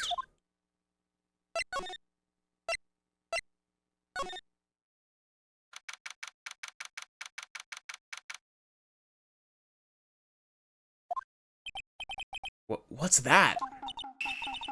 The Steel Samurai, Nick. Yo, Maya. Larry, what the heck is that? Oh, it was my girl Kiance's idea. She was all, if you like, put this here, it'd be like really cool. Dude, she gave it to me along with the banner. Wow. That's really impressive she could find those for you. I don't know why, but for some reason, the giant inflatable Steel Samurai reminds me of that meme that's like the, life-size inflatable Lugia. That is just like filling up an entire room. Well, she knows a lot of people. And show's finished now, so she got them for free. Right. Put your hands in the air, Larry.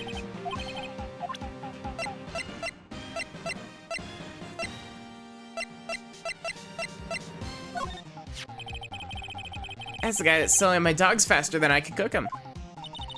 Do you think Gordy really exists? Nah, I think somebody probably saw something else that they just thought was Gordy. But I'll keep selling samurai dogs till the truth's out.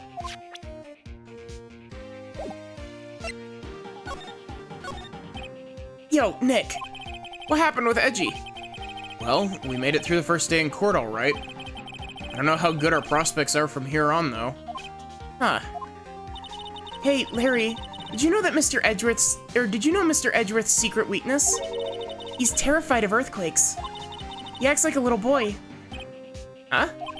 That's weird. I don't think he was ever like that in school. No? Really? Well, we were only in the same class for a little bit. He transferred schools pretty quickly. Transferred? Right, when the DL6 incident happened. Doesn't look like Larry knows about it, though. Hey, Larry. When did you get that big thing? Huh? Oh, the big guy. I've had that for about a month, yeah. It's a big hit with the kids. Why wasn't it there yesterday? Huh? Huh? Oh, right. The compressor was busted. Compressor? Yeah, it's that little unit by my hot dog stand. That's what I used to put air in the Steel Samurai. It broke a little while ago, so I sent it in for repairs. Oh, and here I thought you'd inflated it by yourself. Larry has lungs of steel confirmed.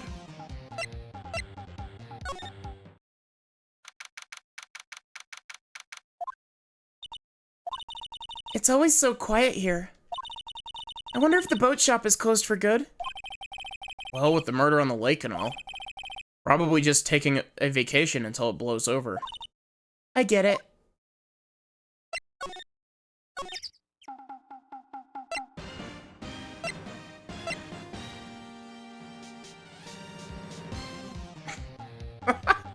I just realized something very cursed. Why does Larry have almost, like, Larry has a very surprisingly similar, like, hair and facial hairdo to, Leon Kuwata from Danganronpa 1.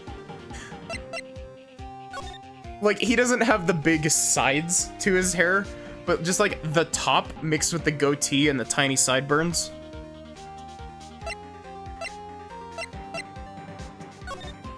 You can see what I'm talking about, right? Like, I'm not going crazy.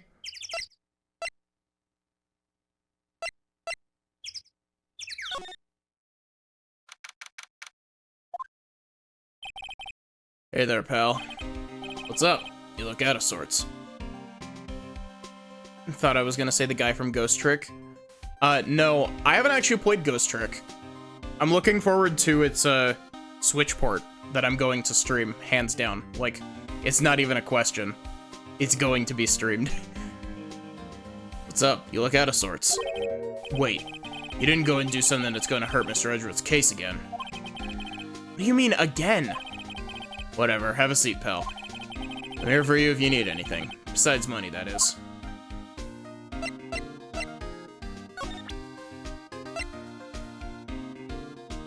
It's not a question of if, but when. It, honestly, knowing me, it's probably going to be, like, very soon after it comes out. Just because it's a game that I've always been interested in.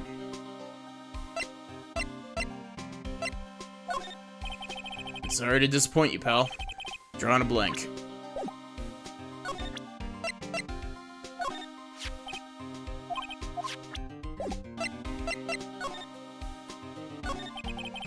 How's the investigation proceeding? It's not really. We have another meeting coming up. We're supposed to talk about Mr. Edgeworth's motive. His motive? See, Mr. Edgeworth's father died in the DL6 incident. The guy who got the lone suspect declared innocent was the victim of this case. Robert Hammond. Saying it's why Mr. Edgeworth shot him. Edgeworth never talks about his past. Bet they'll drag that out and hit it. Bet they'll drag that out and hit him with it in court tomorrow, too. Poor Mr. Edgeworth. Gotta admit, doesn't look good, pal. Say, Detective Gumshoe, do you know Gordy? Wow.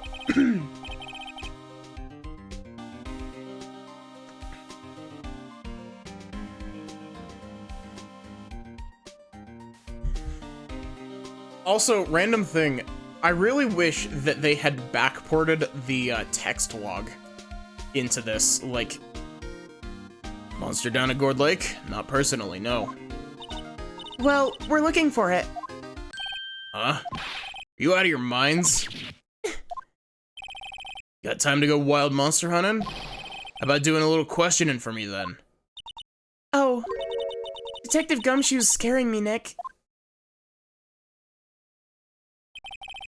Told Detective Gumshoe about the deal with Lotta. Nick, try telling him sooner next time. Sorry. I see, pal. Sorry for shouting at you. Okay. I, Detective Gumshoe, will aid in your search for Gordy. Huh? I'll loan you one of our newest secret weapons for finding evidence. Really? You can take whichever one you like. Okay, give us the goods. Hold on, though. Everything in due time. First, let me show them to you. These are our best and brightest. Introducing secret weapon number 1, missile. Every single time I see this, I just imagine, like, Gumshoe pulling out just an actual missile. Missile? It's a canine police dog, still in training. Missile. Missile, here, boy. Look at him. Here he is. Hey, he's cute. Look, Nick, cute dog. Cute dog. This'll help us. How? Next secret weapon number 2, fishing pole. Here, this is my own personal pole. Detective Gumshoe, We're looking for a monster. Yeah. How are we supposed to catch a whole sea monster with a fishing pole? Never know till you try, pal. Okay, this next one is the last one. No, please, I'm already overwhelmed by our choices. So you're weapon number 3, a metal detector. Here. Detective Gumshoe. We're looking for something alive. Right. How are we supposed to find it with a metal detector? Hey, you never know. Might have been eating soda cans. Well, which will it be? I can't make up my mind, Nick. They all seem so perfect. Can't make up my mind either, for the totally opposite reason. Oh well, I suppose it can't hurt to borrow one of them. We borrow that metal detector? Sure thing, pal. Not sure what we're going to find with this. Remember, you're hunting for a monster. Anything's possible. Anything. Also, there is actually, alternate dialogue. Can we borrow a missile? Sure thing, pal. Be good to him.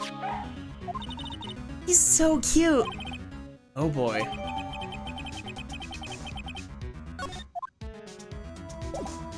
There's, one scene... There's one alternate scene. The metal detector is the correct option. That's why I immediately went to it. But, there's one scene per incorrect option back at Gourd Lake.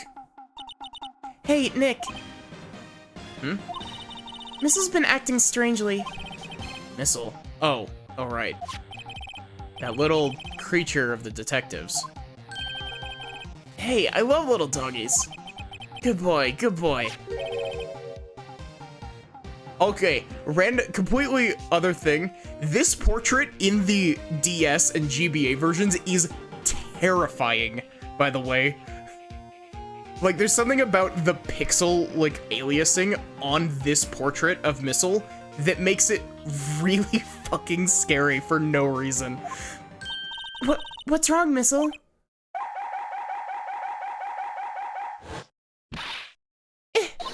Missile! Whoa, stop that thing! Cannibal, it's eating my samurai dogs!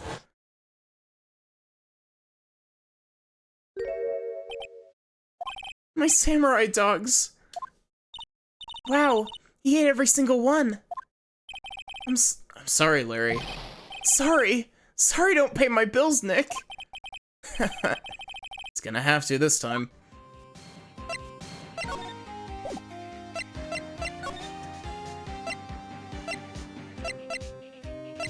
I'm gonna state the, everyone knows this, but I feel like stating it anyway. Missile is based off of the, Missile is based off of a real dog.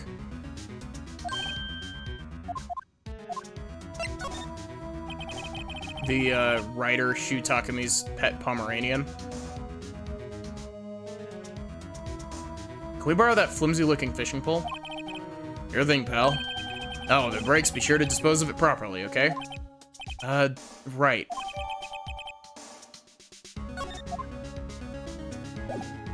It's why there's also a Pomeranian in Ghost Trick named Missile. That's one of the very few things that I know about Ghost Trick, is that there's a dog named Missile that's a Pomeranian.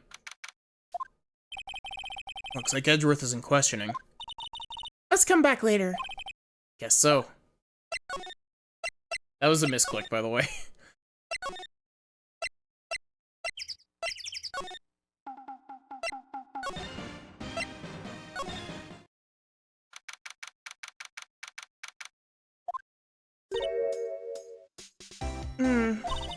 Okay, Nick, this looks like a good spot.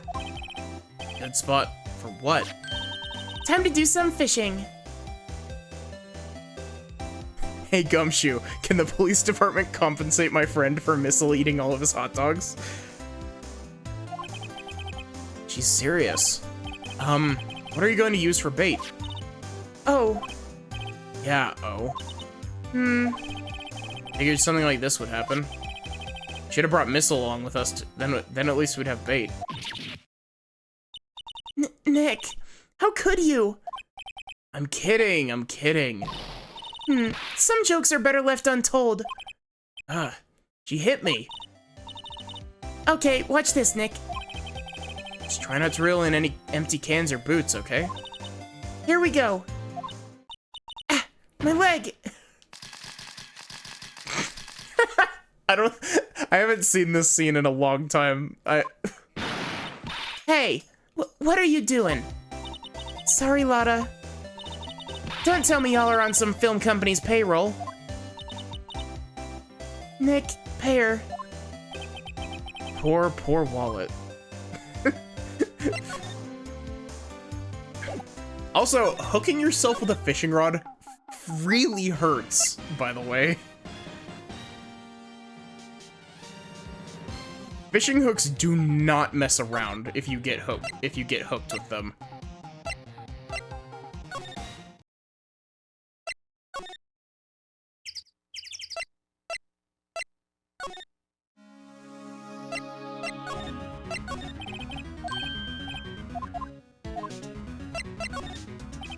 Can we borrow that metal detector?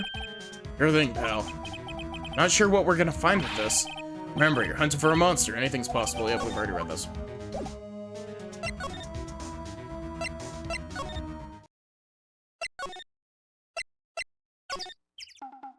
Boy, I miss Dual Destinies moving around. Someone's Hot Pockets are done. Nick, it's beeping. The metal detector's found something. Sure is loud enough about it. Whatever it is, it must be in those bushes. Go check it out, Maya. Why do I have to check it out?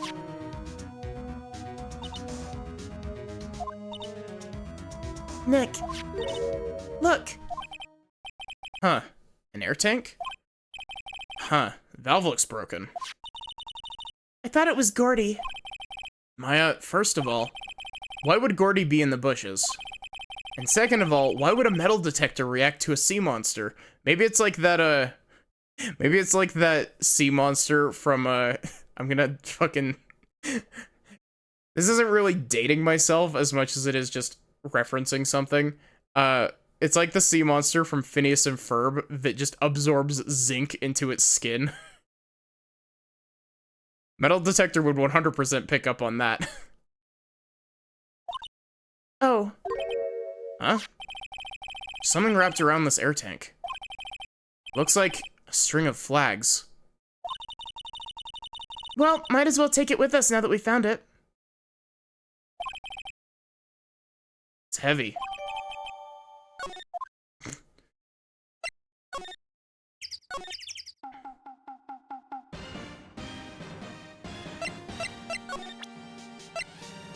Larry, do you know anything about this? What, an air tank? What about it?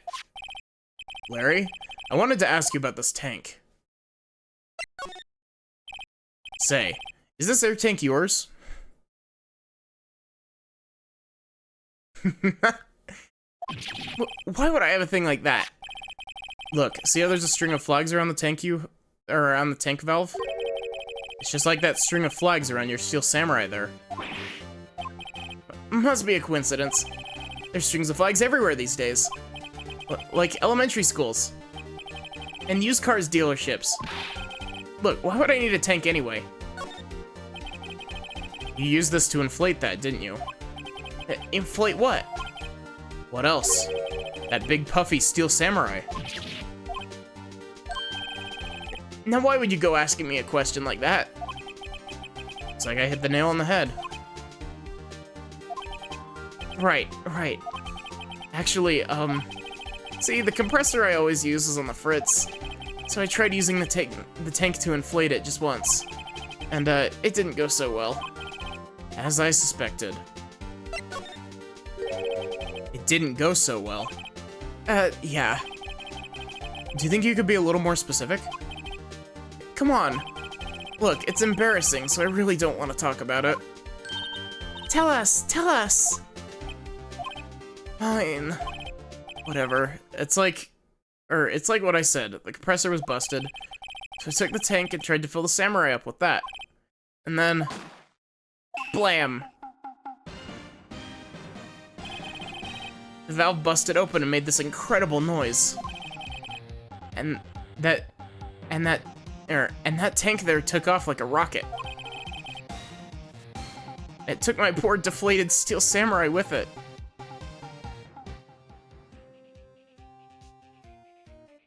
Perfect.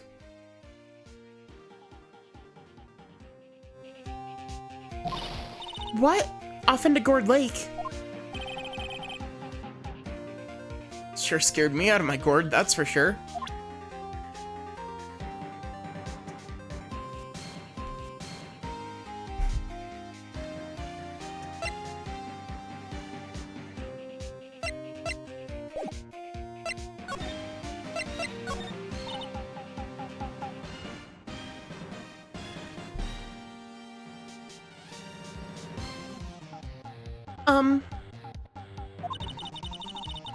So, the tank and the steel samurai you were trying to fill up flew away.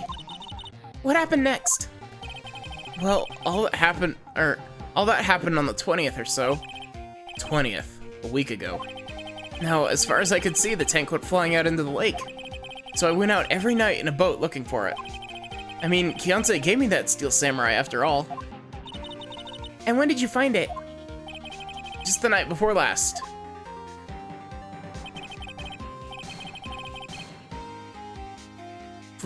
It flew way out there. Took me 4 whole days to find. Night before last. It was the night of the murder. Sorry for not telling you, Nick. Actually, I was here on the night of the murder. But you see, I went home before midnight. So, you didn't know about what happened? No. That's too bad. It's not all bad. We've solved one mystery at least. A mystery? Maybe we should go tell her.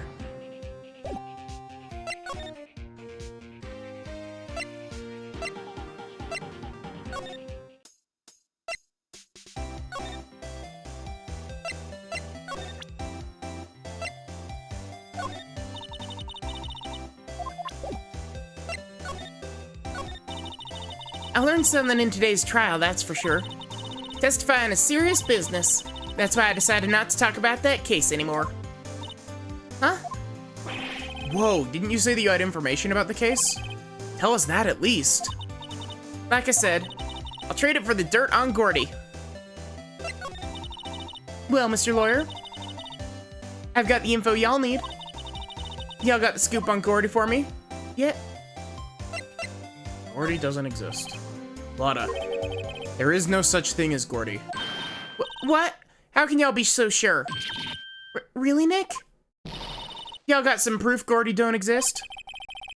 Proof that Gordy doesn't exist is here. Of course I have proof.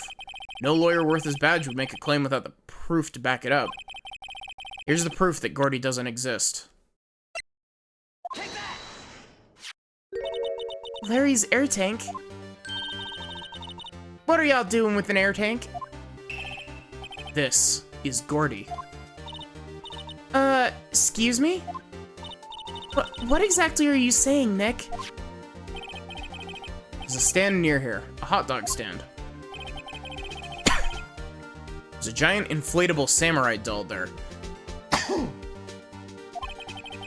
About a week ago, an idiot who happens to be a friend of mine tried to fill it. He used this air tank, and when the valve blew, the tank flew into the lake. Apparently, it made a pretty loud bang when it flew. Bang?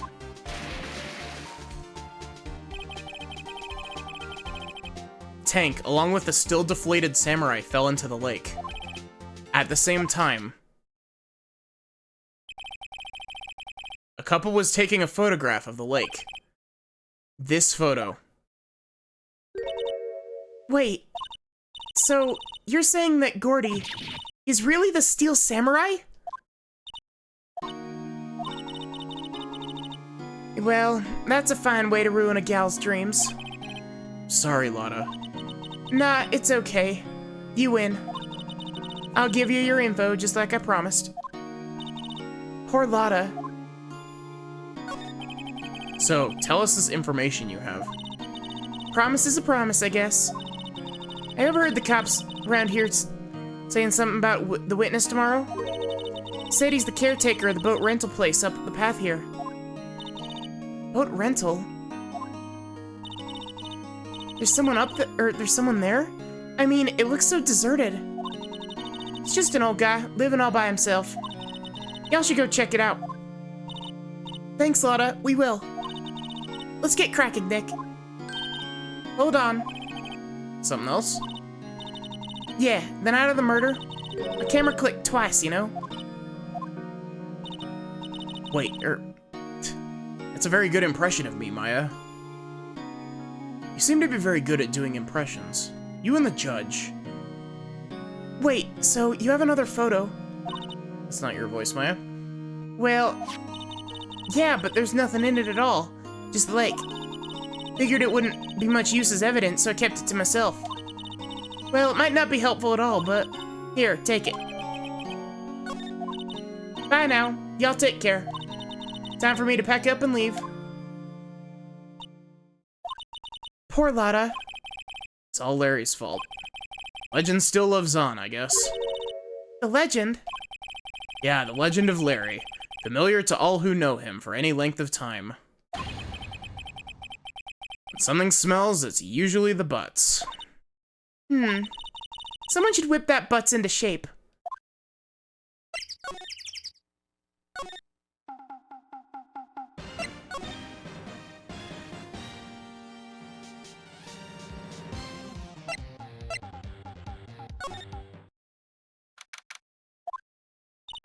Hey, Nick.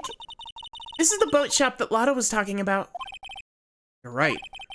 Doesn't seem to be anyone around at all. Well, let's go check it out anyway.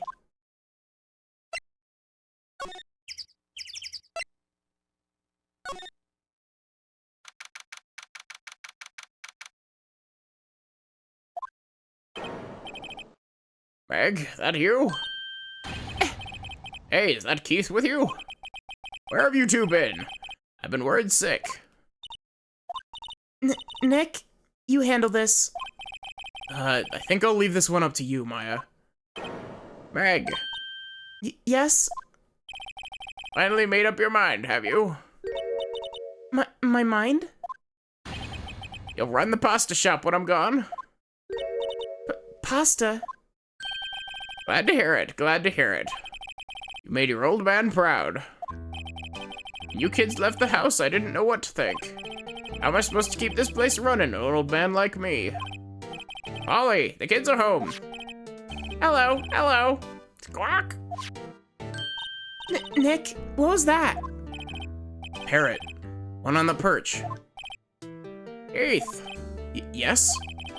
Leave the wet noodle in your capable hands, Sonny. Nick, what's the wet noodle? Based on the available evidence, I'd say it's the name of his pasta shop. That's a relief, isn't it, Polly? Hello, hello, squawk. Yep. He fell asleep. Guess he's relieved.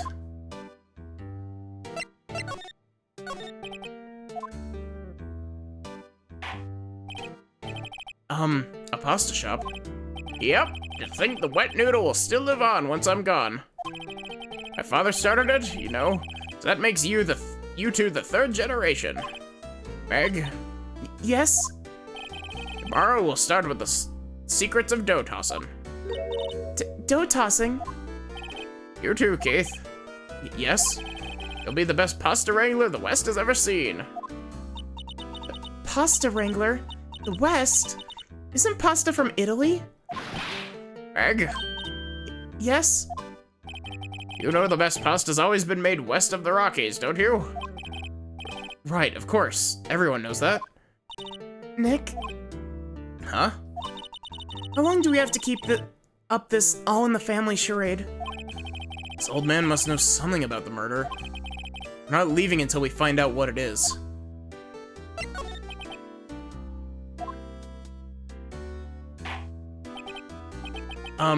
This is a boat rental shop, right? What are you talking about? This here is the place, the Palace of Pasta, the wet noodle. Oh, now that you mention it, we haven't gotten many orders for spaghetti lately. All the kids come up and say, "Yo, dude, we want to ride in one of your boats." That's why I keep them boats out there. Youngsters these days, darned if I understand them. Pretty confused myself. Nick, this isn't going anywhere. This old man is the witness tomorrow, right? We've got to find some way of getting information out of him. If you're talking about the badge, he does have a line for the badge. That's actually how you advance the story, if I'm not mistaken.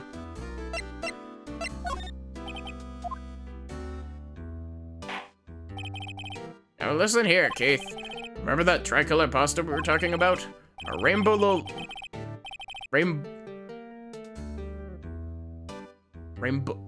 it's rainbowlioli. I figured out the last color we should use. Indigo blue. Indigo blue? Didn't seem to work. I thought it might.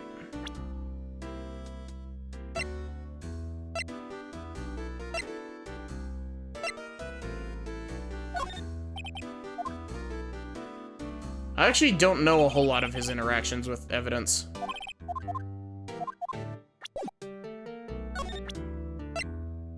I know that most people just present the badge and...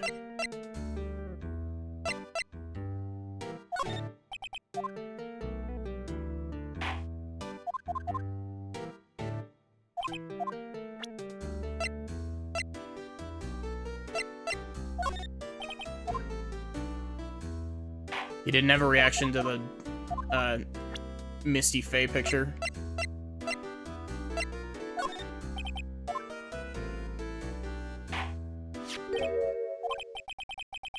That a lawyer's badge? Yes, it is. I don't believe it. This old guy is the first person to recognize my badge. I get it. Huh? Yep. I got you figured out now. You're not Keith. Nick, now's our chance to clear things up. Sir? No, I'm not Keith. And I'm not Meg either. You're investigating a murder that took place on this lake the other night. Please help us. A lawyer, huh? Please, mister. All right, I'll help. On one condition. What's that? When this case is over and done, you'll run the wet noodle.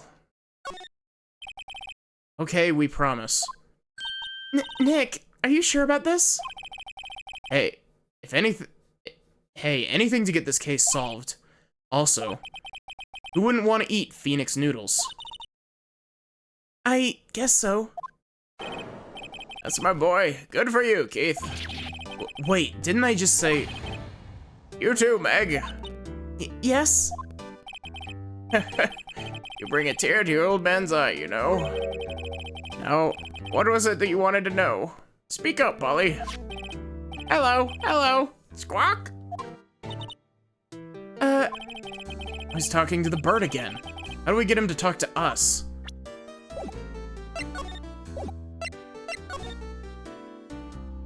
Meg, short for Megatron.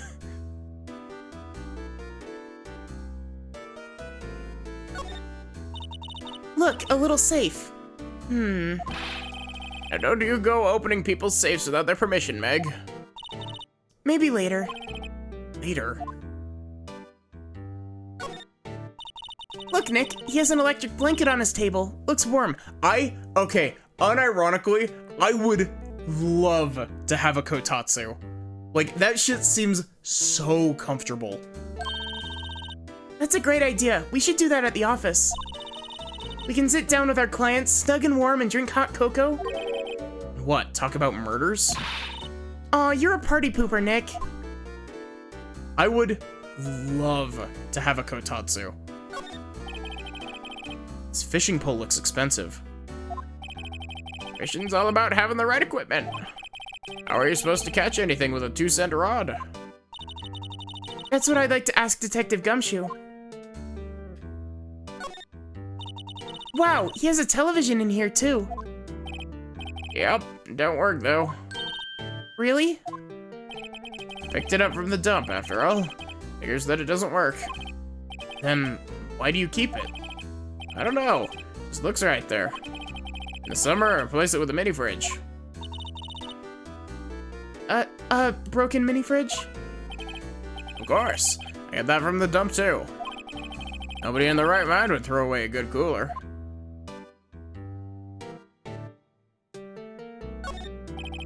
Wow, there's lots of various fish in Gourd Lake, aren't there? Something's funny, Nick. All these fish are saltwater fish. Of course. What's the point in going fishing in your own backyard? Deep sea fishing's the best. Mighty tasty, too. Right. Oh, that was an accident.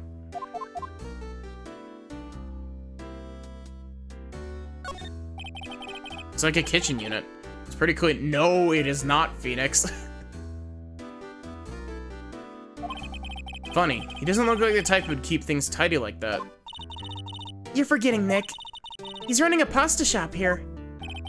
That's right, Keith. I'm confused. Wow, what an amazing parrot that is. Good morning. Hello? It ignored me. What, you forgot Meg? You gotta call her name first. Her name? Ollie, how you been? Hello, Squawk. See? Neat. So the parrot's name is Polly. Too bad all she can say is hello. Well, Ollie can say lots of things.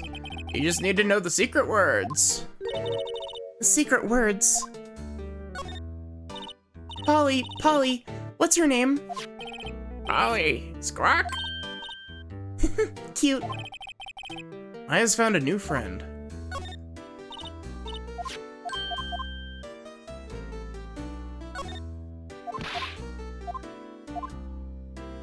I like that Maya's just like, yeah, let's you know, come in here and break into the safe later.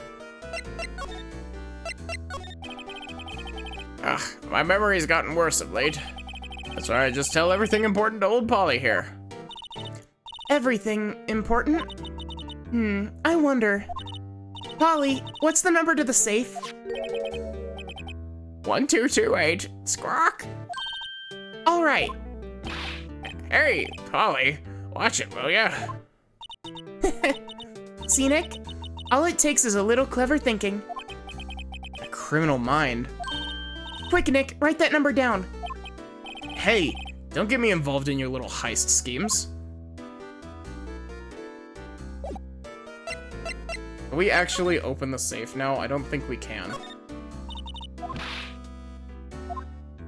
Yeah.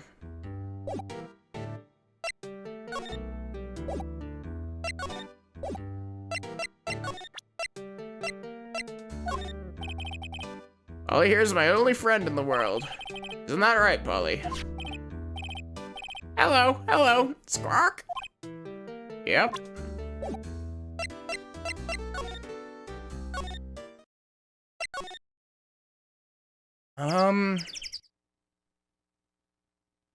I genuinely don't remember where to go after that. I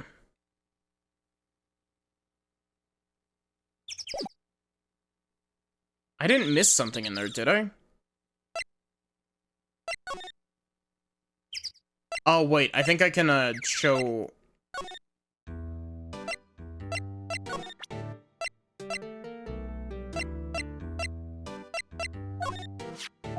How about Gordy? Nope. Yep, I've seen this. You know something about this, sir? Keith?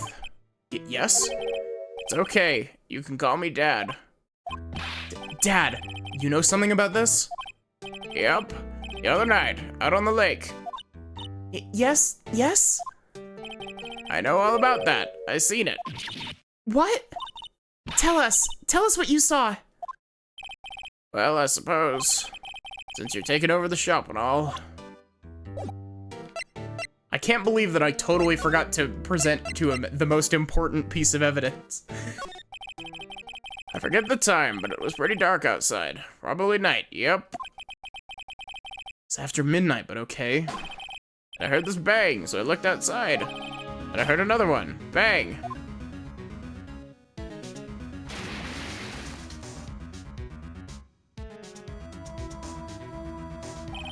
But a while later, this boat comes back. A young man walked by my window here. He's muttering something to himself, yep. What did he say? Yep. I forgot. I'll remember tomorrow by court time, promise. We need to know earlier than that. You know what? Little Terry was just here. Terry? Yep, that kid next door. He always used to make him cry, remember? He's wearing this tattered old coat, got himself some whiskers growing out of his face. Must be talking about Detective Gumshoe. Comes up and tells me to come down to court tomorrow. Really? Somehow I don't think we're gonna get much useful information from this guy. Maya, maybe we should be leaving. I think you're right. Oh, wait, I had one more question. Huh? Polly, have we forgotten something? Squawk! Don't forget DL6, squawk! Huh? What did you just say, Nick? One more time, Polly. Don't forget DL6, squawk! What? The DL6 incident? Hey, Dad? This is getting weird. Who is this old guy? Why would that bird Polly know about DL6? You have to figure out who that old man is. Oh. What? He locked the door from the other side. Who could that old man be? I think I need to do a little more research on this DL6 incident. Maybe I should ask Detective Gumshoe.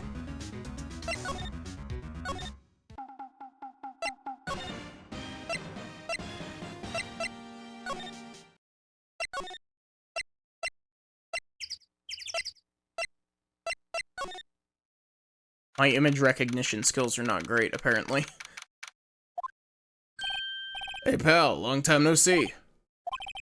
You don't look so happy. What's wrong this time? Actually, we wanted to ask you something. Yeah?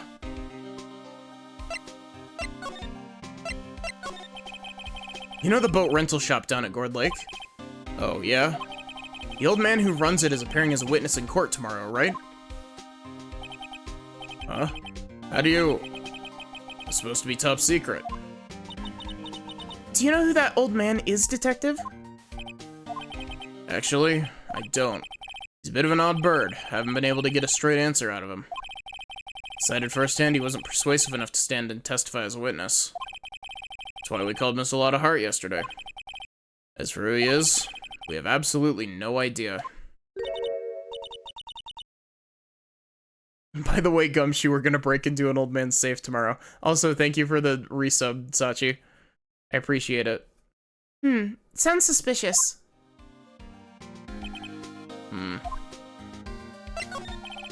Detective Gumshoe, please help us. Huh? We need to know about the DL6 incident. That was when Edgeworth's father died. I can't help but think it has something to do with this current case. To tell the truth, I don't know much about DL6 either. Mr. Edgeworth forbade us from reading the file. So, I'm afraid I can't show them to you either, pal. What? However, if you can convince me somehow the DL6 incident is related to the case, I guess I'd consider opening that file up.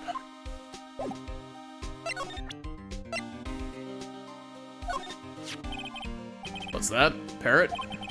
The old man at the boat rental shop's Parrot. Parrot knew about that incident. That incident? DL6. What?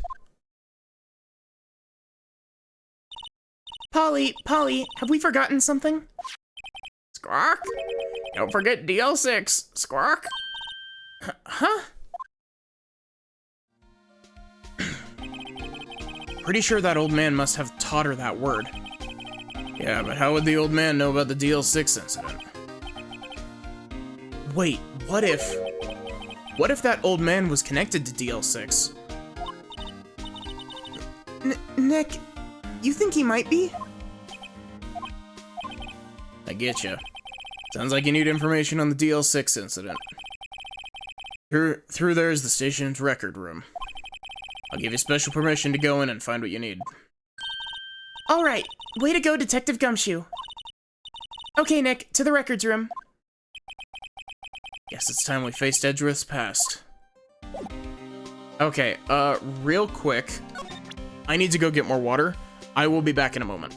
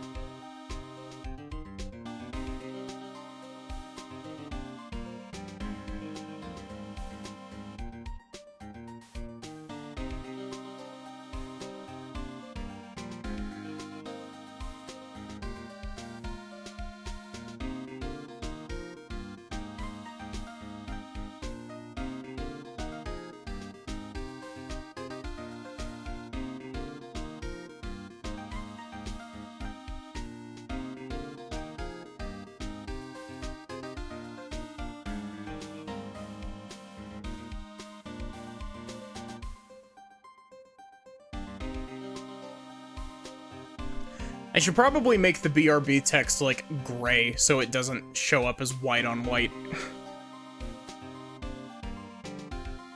Honestly, I need to get myself a BRB screen.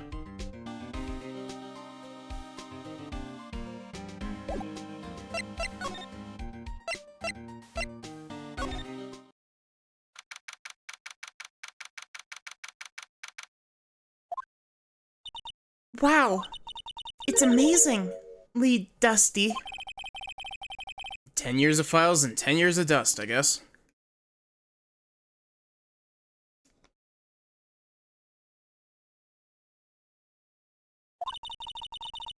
Let's find that DL6 stuff quick.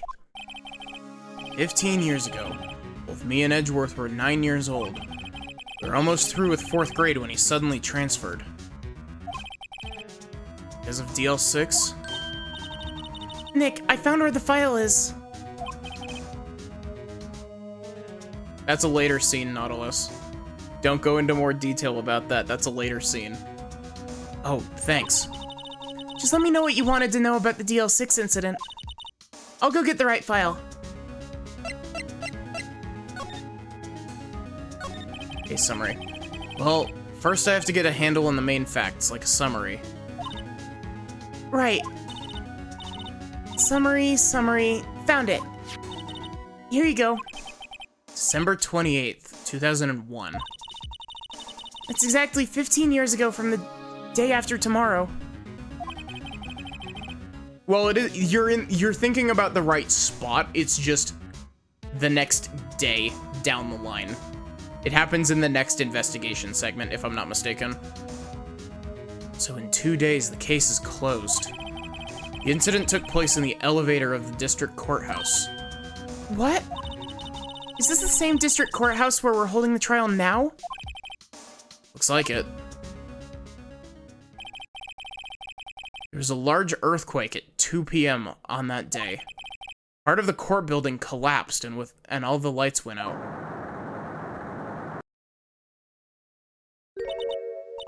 Wow, that was some earthquake.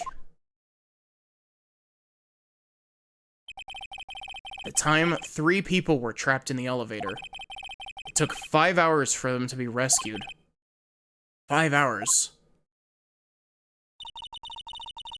That would be scary like that, in the dark. There's a lack of oxygen in the elevator, and the survivors were unconscious. The survivors? One of the 3 in the elevator had been shot in the heart, and you're to blame. That was Mr. Edgeworth's father, wasn't it? He said that his father was shot before his very eyes.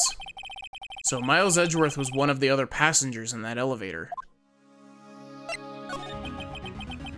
Do you have data on the victim, Edgeworth's father? Yeah, hold on.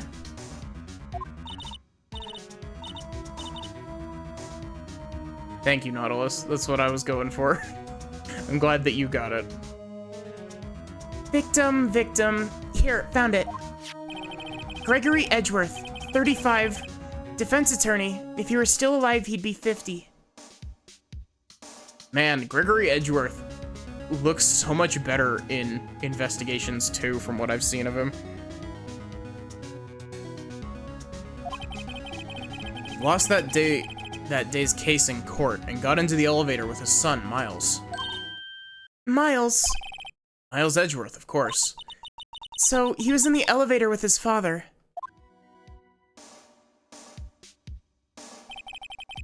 From the angle of the bullet and the other evidence, it could not have been a suicide. A murder weapon, a pistol, was found in the elevator. The pistol had been fired 2 times.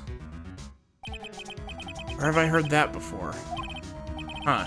It sounds just like this current case. What's going on here? Got any data on the suspect in there? That would be the guy my mom got arrested.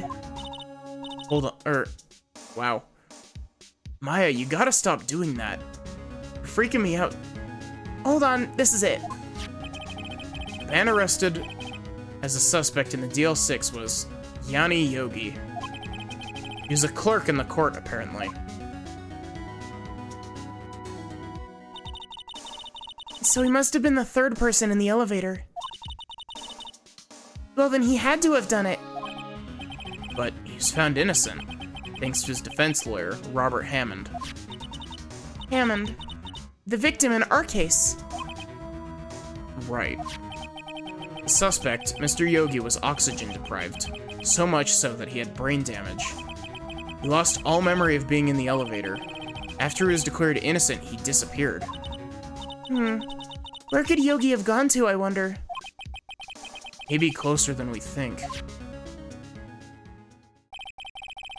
Guess I know generally what happened in DL6 now. Still don't know what sort of impact the whole thing had on Edgeworth. Nick, are we going to take the whole file? There's too much. We'll never get it out. You're right. How about we just take what we think we'll need?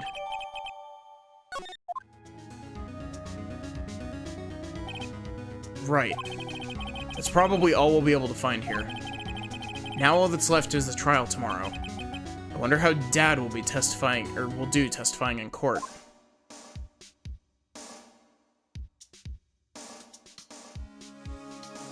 There's gotta be art of Phoenix and Maya running a pasta shop because of this bit. Like, it has to exist out there somewhere.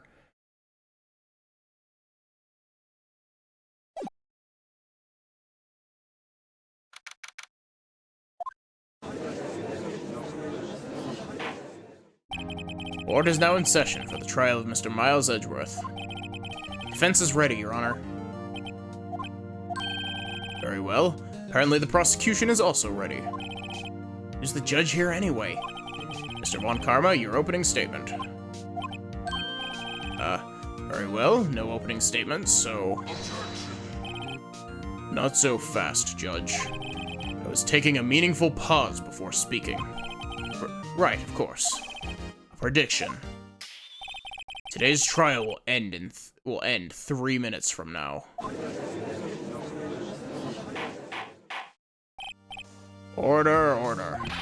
Mr. Von Karma, what is the meaning of your statement just now? Ugh, must you question everything? It'll be over in 3 minutes. We have no time to waste. We'll call my witness now. Right. Call my witness, my decisive witness, to the stand. It's that mysterious boat shop owner.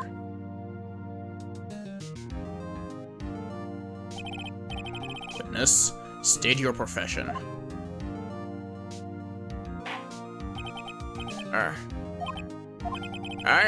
I'm the proprietor of a restaurant at the Wet Noodle at Gourd Lake. And I, also rent boats. The night of the incident, you were in the boat rental shop, correct? Yep, I was. Please, testify. Wait a second. We still haven't heard who this whole guy is. Wait a minute.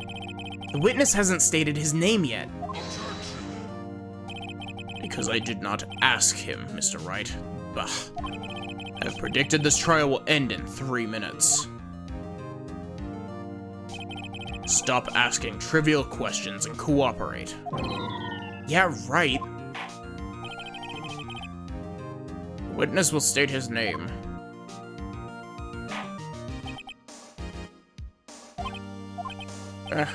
I'm not really sure. Yep.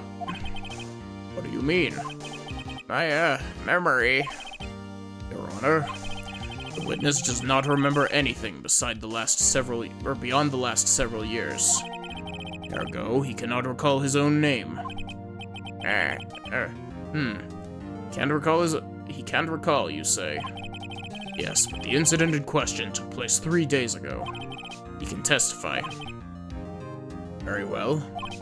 Let's hear this testimony then. Oh, let's hear his testimony then, shall we, witness?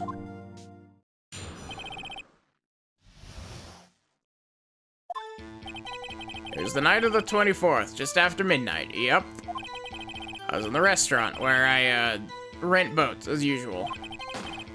And I heard a bang. Yep. When I looked out the window, I saw a boat just floating on the lake. And I heard another bang. Just about then, the boat comes back to shore, and a man walks by my window. Very well. I'd like to begin the cross-examination.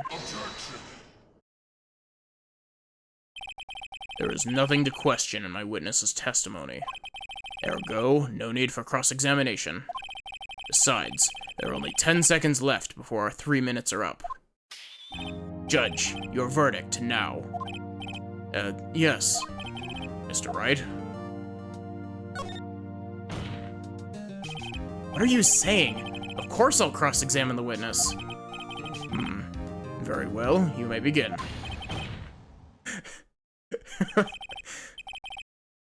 Excuse me? Mr. Von Karma, 3 minutes just passed. Sorry, I didn't want to blow your ears out trying to scream. I see. Well then, let's just take our time. You may cross-examine the witness. Honestly, I need to practice doing screams and stuff, because I don't really do them very often. It is the night of the 24th, just after midnight. Yep. Just after midnight, you say? Yep, just around then. Are you sure? Pretty sure, yep. When I talked to you yesterday, you were rather vague about the time. I'm surprised you seem so sure about it today. I asked him and he remembered. Isn't that right?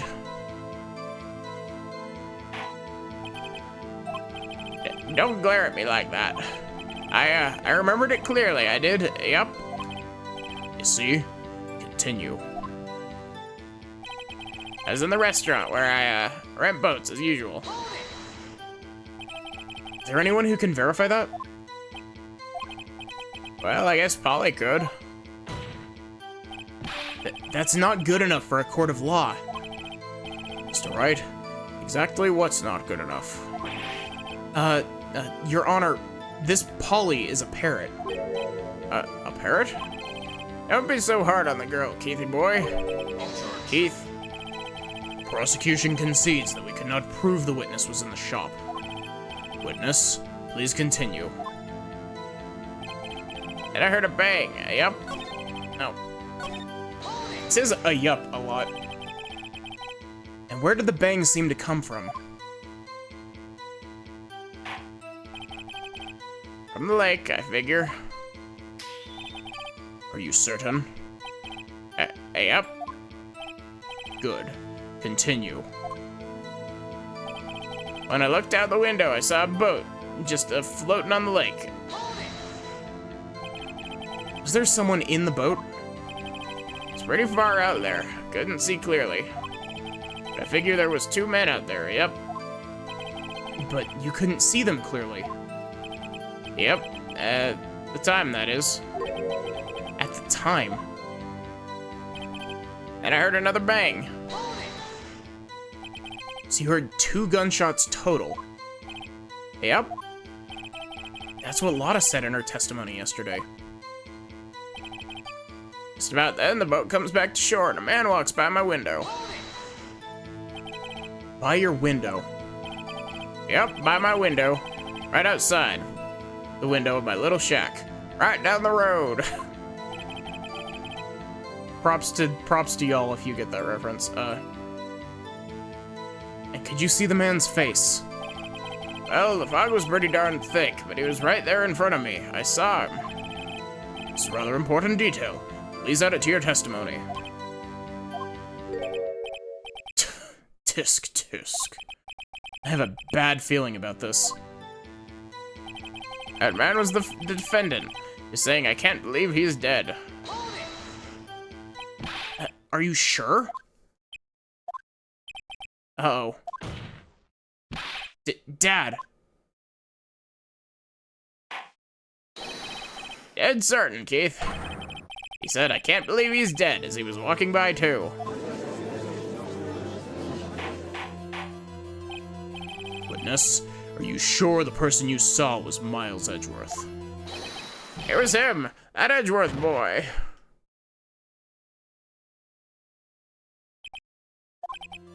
This sounds like decisive evidence, indeed. I see no room for doubt. Von Karma, you lured me into cross-examining so he could set me up for a fall. Tisk, tisk. Nick, I don't like the way things are going here. Everyone in the courtroom is glaring at us. I'd better act quickly or this trial's going to be over. Your Honor, we proved it in yesterday's trial that it could not have been Edgeworth who fired that gun. Mr. Wright, are you referring to the fingerprints from Edgeworth's right hand found on the gun, and the photograph showing a man firing with his left hand? Exactly. That is easily explainable. He could have wiped his prints after he fired.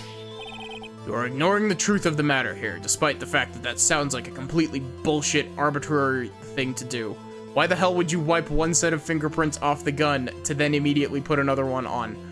Especially since you're not exactly in a time crunch to do that at all. I've never understood how this line of questioning is allowed. Or how that line of thought is allowed. You're ignoring the truth of the matter here. Everything in this witness's testimony is true. Judge is lost in thought. What should I do? Your Honor, this witness claims that Edgeworth said, "I can't believe he's dead." But his word is all we have. If he were telling a lie... Mr. Wright, in a court of law, the evidence tells all. Apparently, you have yet to even realize this basic fact. If you say his testimony is a lie, show us proof. Nick, do we have evidence? It's no good. There's nothing I can do. Are you sure? To be honest, I don't know what to do anymore. Please. Can you hear me, sis? Please. We need your help. Nick needs you. Tisk, tisk. 3 minutes was perhaps too high an expectation. However, 15 minutes isn't bad.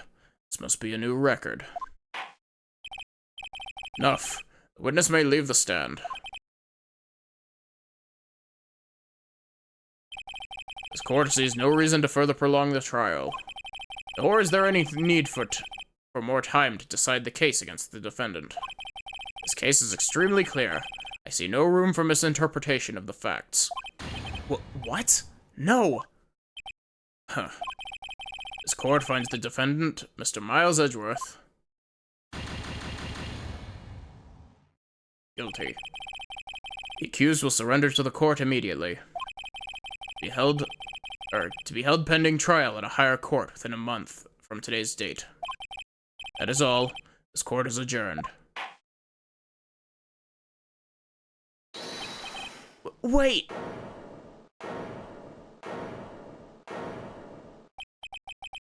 Who was that just now? Me. Huh? What? Larry? What are you doing here? Listen, you gotta listen to me. I was there in the park on the night of the murder. I wasn't sure about it until just yesterday, but today I remembered it. Remembered what? The gunshot. I heard it too. Order. What is the meaning of this? The verdict has been decided.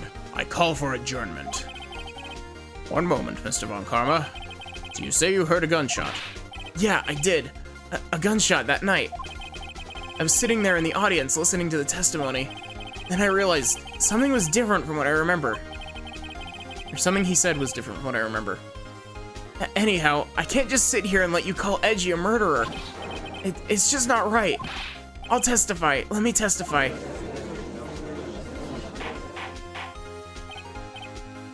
Order, order. Well, this is the first time something has happened like this in my court. I'm not quite sure how to proceed.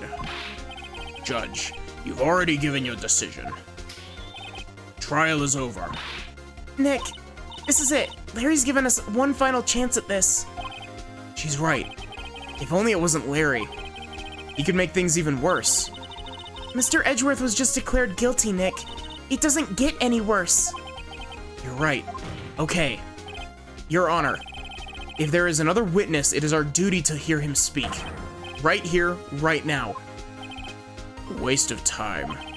The verdict cannot be overturned.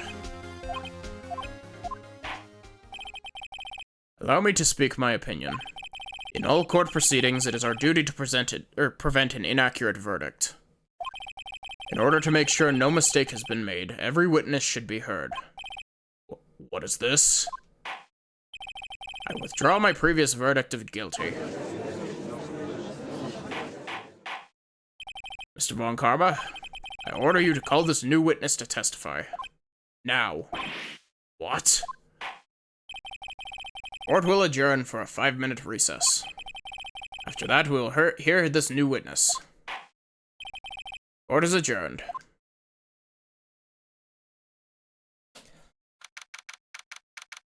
Ah.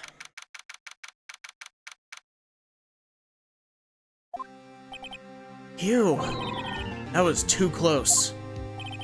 Sorry to keep you on the edge of your seat like that, Edgeworth.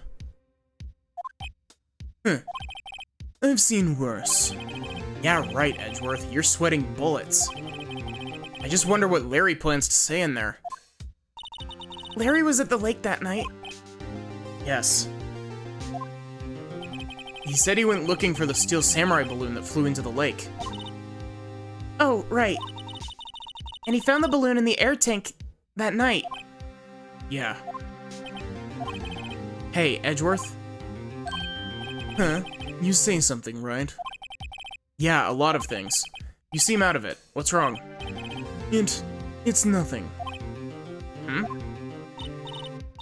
Mr. Edgeworth, there's something I've been meaning to ask you. What's that? Why are your fingerprints on the murder weapon? Oh.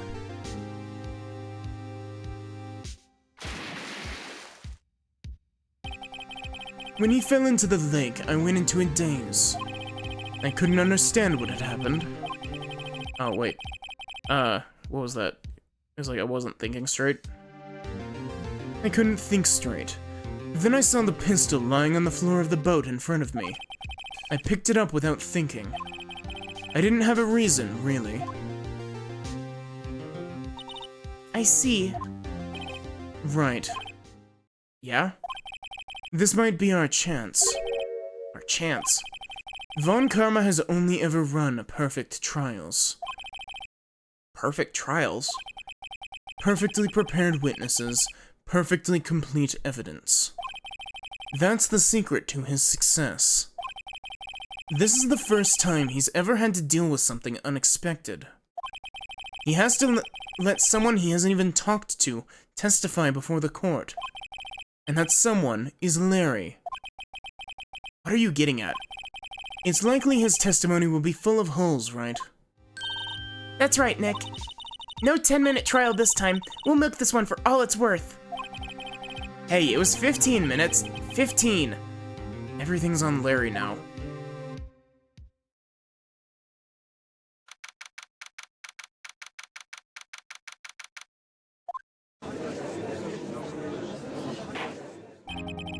Court is now back in session. Witness, please testify to the court about everything you saw on the night of December 24th. Right, leave it to me. Please, Larry, don't mess this one up. I hate to admit it, but you're our last chance. Von Karma didn't even have time to prep his witness. I just hope Edgeworth is right about this being our big break.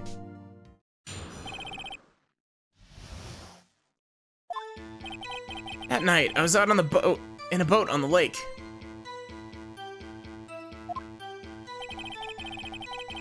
I was looking for something and I, found it. So I quietly slipped the boat back in at the rental shop dock.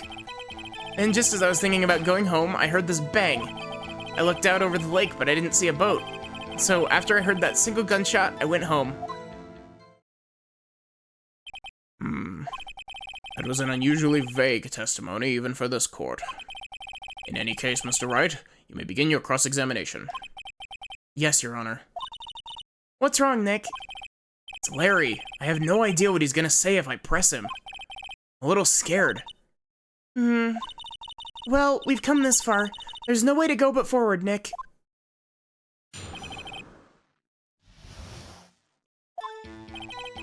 That night, I was out in a boat on the lake.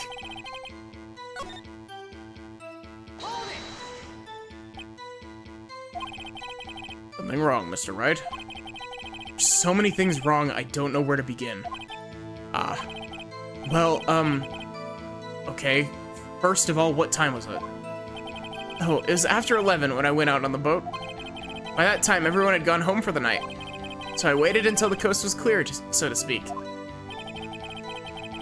And why were you out on a boat at such a late hour? I was looking for something and I, found it. Looking for something? Yeah. Mr. Butts, what was it that you were looking for? What the witness was searching for is irrelevant. Most likely, he was hunting for this Gordy. That's surprisingly close to the truth, in a sense. This is all irrelevant. Let's get it over with.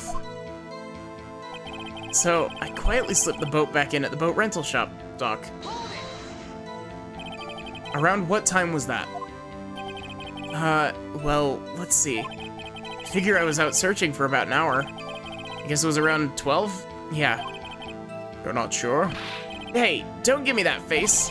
I'm not some sort of human sundial, okay? We'll use watches these days, Larry. Then, just as I was thinking about going home, I heard this bang.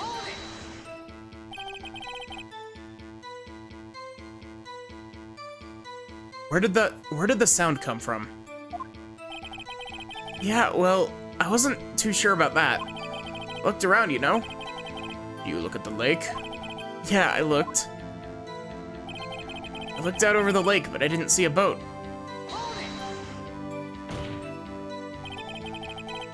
Wasn't there a boat on the lake?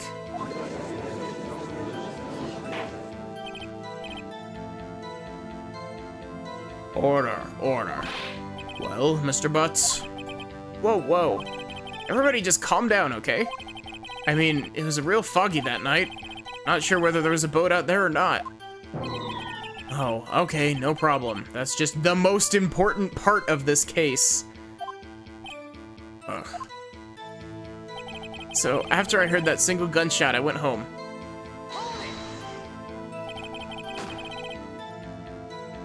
So, you only heard one bang, correct? Yeah. Huh. Well, Nick? It was a pretty wishy-washy testimony, wasn't it? I guess I should just start working on the contradictions. Sorry. I wish I could be more helpful. I wish I could call my sister.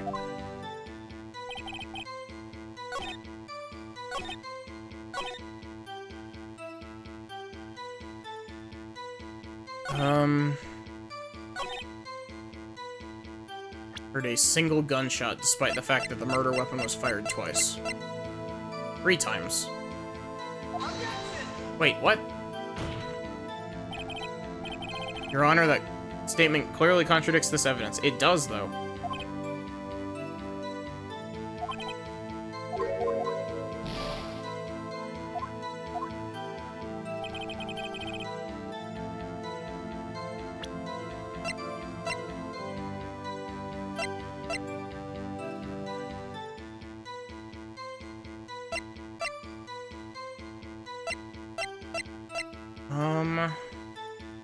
Oh, okay. That makes more sense. Wait a sec, Larry. What? You only heard one bang. You're sure. That's what I said. But Miss Lotta Hart testified yesterday that she heard 2 bangs. And the old man just now said the same thing. They both heard 2 gunshots that night. Huh? Were you even listening? Were you paying attention at all to what they said? Yo, Nick, please. Huh? You know, something's been bothering me. I'm a witness, see? I'm like a customer here. So you gotta treat me nice and stuff, okay? Mr. Butts? What? You only heard 1 gunshot. Are you sure? Well, to tell you the truth, I'm not sure. Not sure? How could you not be sure? Yeah, well, I might have missed the other gunshot. I was, listening to something else. Something else? My radio, dude, with my headphones. What? Order, order. Stop that booing. Mr. Butts, you are listening to the radio with your headphones. Yeah, so what? That a crime? I listen to my radio. Everybody listens to the radio. What's the big deal? Mr. Mr. Von Karma, your opinion, wow. Judge, that's a very good Von Karma impression. Mr. Von Karma, your opinion. Waste of time. I do not accept this witness nor his shoddy testimony. Well, Mr. Wright, could you continue the testimony? Your Honor, please allow the witness to continue his testimony. Bah. Nothing is more pitiful than a lawyer who doesn't know when he's lost. Very well, Mr. Butts. Please give your testimony and be sure to include details like your radio. Right, leave it to me. I wouldn't if there were any other way out of this, believe me.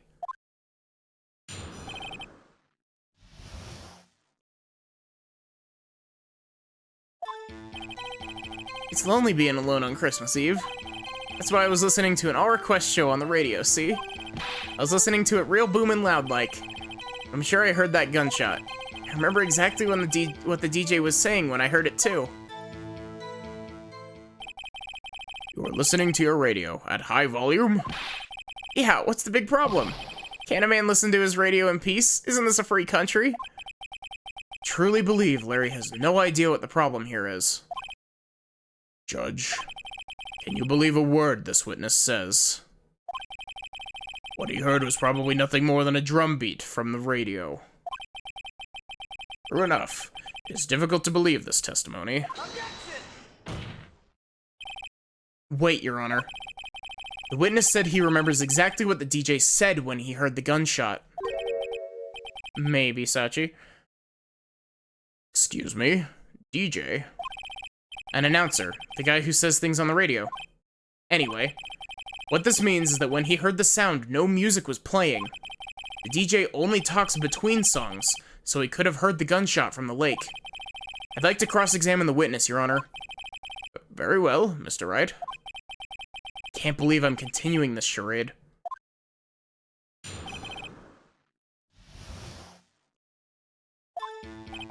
It's lonely being alone on Christmas Eve. So, you turned on the radio. Right. I just wanted to hear someone's voice, you know? You don't know what it's like out there alone on Christmas Eve. Alone. Shouldn't have said anything. That's why I was listening to an all-request show on the radio, see? Do you by any chance remember the name of the program you were listening to? This has nothing to do with the case, Your Honor. Objection sustained. Witness was listening to the radio. That's all we need to know. Tell us, Mr. Butts, how loud was your radio set to that night? I was listening to it real boomin' loud like.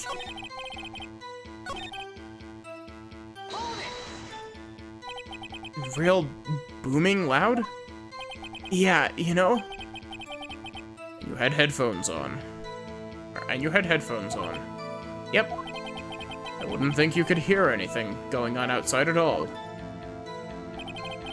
I'm sure I heard the gunshot. Can you prove that? No, of course you can't. Oh, wait. Did I read out the line from Larry? He said, but I heard the gunshot. Nah, I can't prove it. But I remember that moment real clear. I mean, while I was talking about it, it came back real clear to me, you know?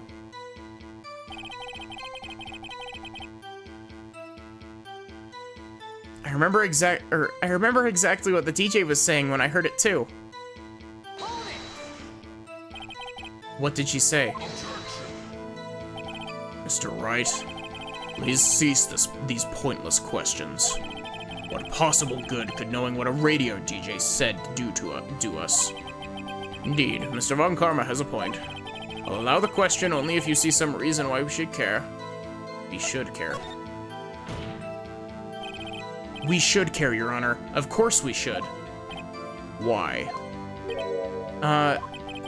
Well, how do you know if we don't ask, hmm? Fine, very well. Mr. Butts, please testify to the court. What was the radio announcer saying when you heard the gunshot? Just when she said, "Hey, it's almost Christmas," I heard the gunshot. Are you sure? Of course I am. She had this real sexy voice. Maybe Von Karma was right. I'm not sure how that helped us at all. This is the most ludicrous testimony I've ever heard. But there's one gleaming ray of hope in there. I've got to press it until we get to the bottom of what happened.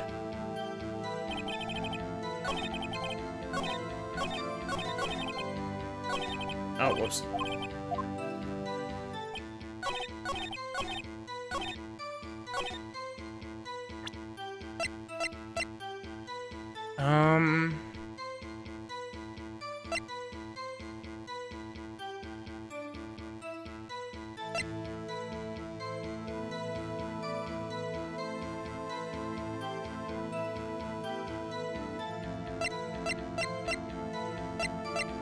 I think that it's just...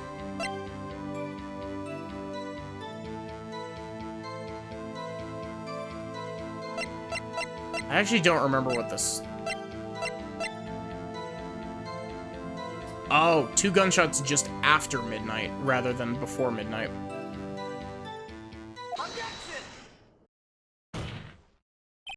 Larry, are you absolutely sure about what you're saying is correct?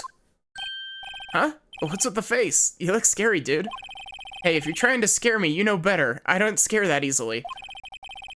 Is something the matter, Mr. Wright? Your Honor, did you hear what the witness just said? The DJ said, "Hey, it's almost Christmas," when he heard the gunshot. Indeed, and here it is. Almost Christmas means it wasn't Christmas. Do you realize what this means? When he heard the gunshot, it was still Christmas Eve. That would seem to be the case, yes. But that contradicts the 2 testimonies we've heard so far, Your Honor. Both Miss Hart and the old man said it was after midnight when they heard the shots. In other words, when they heard the gunshots, it was already Christmas. This is a clear contradiction, Your Honor. Order, order. What does this mean? 2 prior witnesses heard gunshots after midnight. However, this witness says he heard a gunshot before midnight. Judge, the answer is simple. The current witness is plainly mistaken. Just look at him. Suspicious. What? Well, Mr. Wright, what do you think about Mr. Butts' claim that he heard the gunshot before midnight? Larry is correct. Larry's not mistaken, Your Honor. He heard that gunshot before midnight.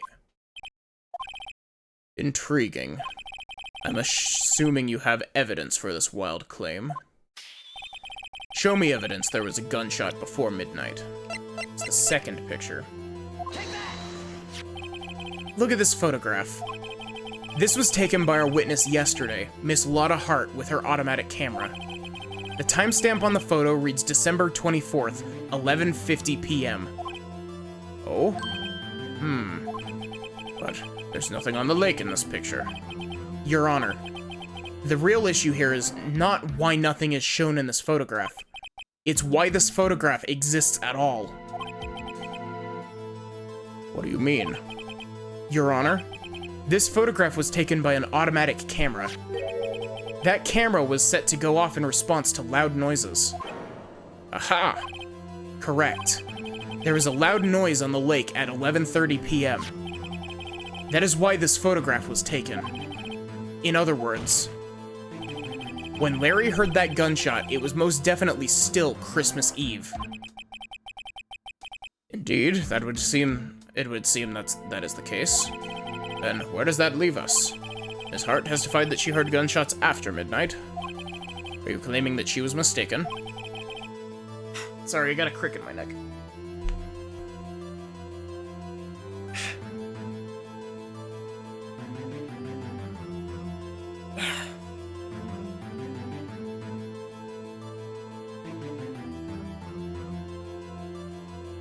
Not at all, Your Honor. It is a fact that the camera also triggered 15 minutes after midnight. Your Honor, that night there were 2 sets of gunshots with a 25-minute pause between them. I've also always wondered why there wasn't 3 pictures here. when there were 3 shots, but I guess the explanation is just that, like, the 2 gunshots that happened on the boat out in the middle of the lake are, like, close enough together that it didn't cause the thing to trigger a second time.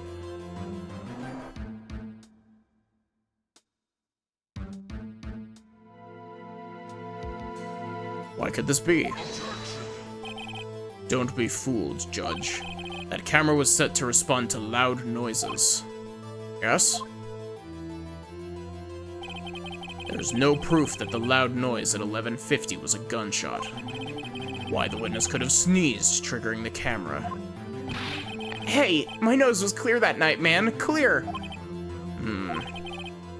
Well, Mr. Wright, there's no turning back now.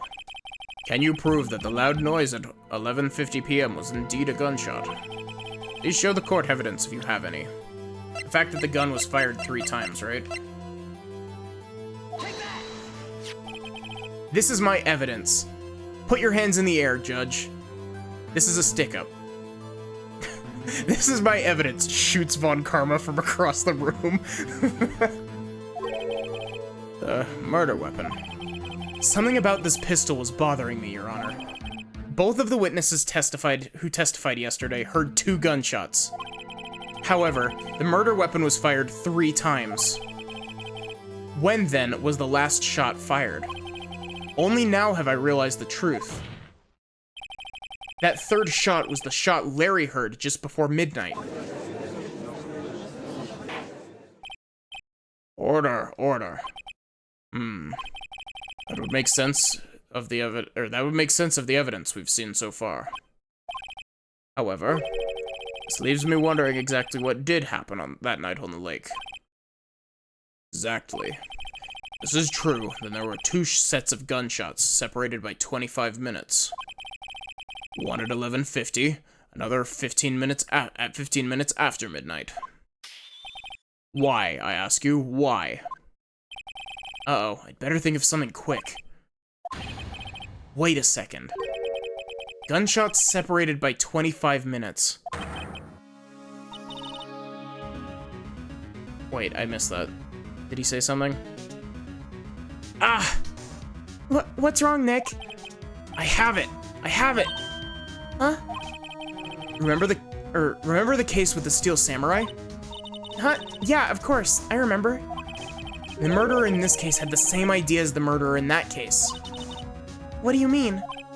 Maya. Yes? If we don't figure this out now, we'll never overturn Edgeworth's guilty verdict. I've got a hunch, and I'm going to run with it. Right. I mean, is this safe? Safe? We've already gotten a guilty verdict. We have nothing to lose. You just watch and let me know if I say anything that sounds fishy, okay? Right, Nick. Your Honor. Yes, Mr. Wright? The testimony just now has cleared up this entire case. What do you mean, Mr. Wright? Tisk, tisk. So, you finally realized the truth. There can be no other murderer here than Miles Edgeworth himself. Wrong, Von Karma. A man was shot that night, but it wasn't Edgeworth who did the shooting. Listen, rookie. Take a deep breath and consider the facts. At the time of the murder, 1 boat was on the lake. This was shown by the witness's photograph. The defendant, Edgeworth, and the victim, Robert Hammond, were on that boat.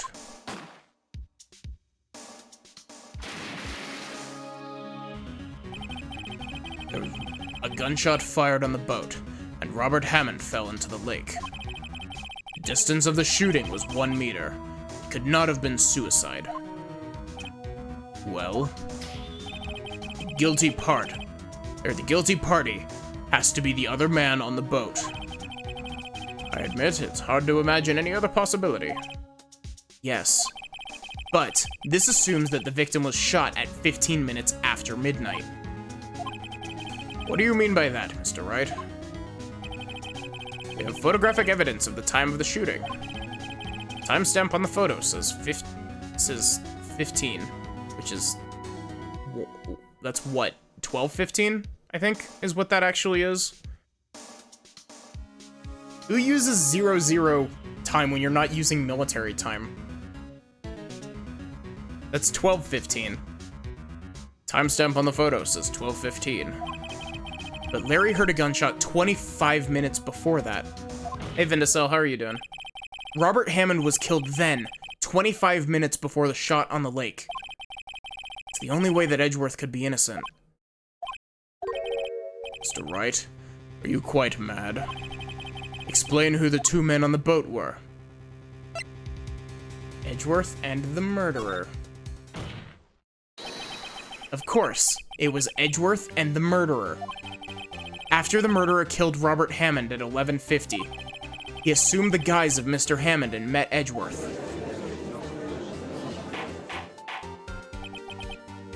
What? Are you serious? Yes. Edgeworth won't tell us why he went to the lake that night. However, I have a hunch. That night, Robert Hammond called Edgeworth to the lake. Now, Edgeworth didn't know Robert Hammond's face that well. That's why he didn't suspect anything when the murderer took Robert Hammond's place. Not sure what to make of all this. Ludicrous. Mr. Wright, tell us the name of the murderer, then. Murderer's name? Right, it's... I don't know.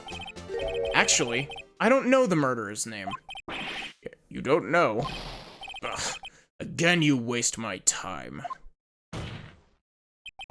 I don't know because he never told us. The murderer is the caretaker of the boat shop, that old man. At 11:50, he was the one who killed Robert Hammond. Caretaker of the boat shop? Where did he do this? There weren't any boats on the lake then. Why would he have to go all the way out on the lake just to shoot someone? May I suggest that the real scene of this crime was not on a boat? What? Well then, where did the murder take place?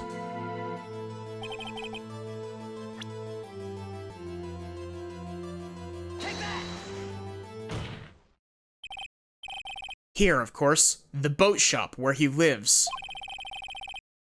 That way, he could meet with the victim without anyone seeing. You have proof the boat shop was the scene of the crime. Recall Larry's testimony, if you will.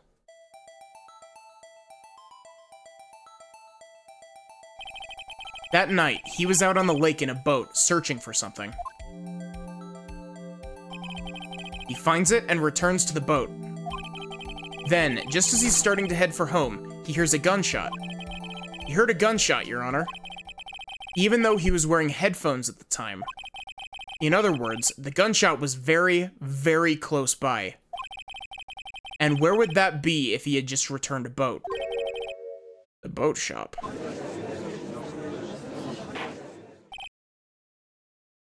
Mr. Wright, what happened that night on Gourd Lake? Please tell the court from the beginning. Yes, Your Honor. Nick, are you sure about this? Not really.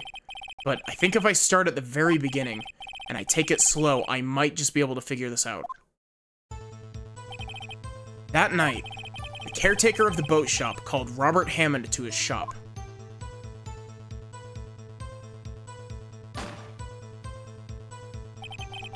It was around 11:50.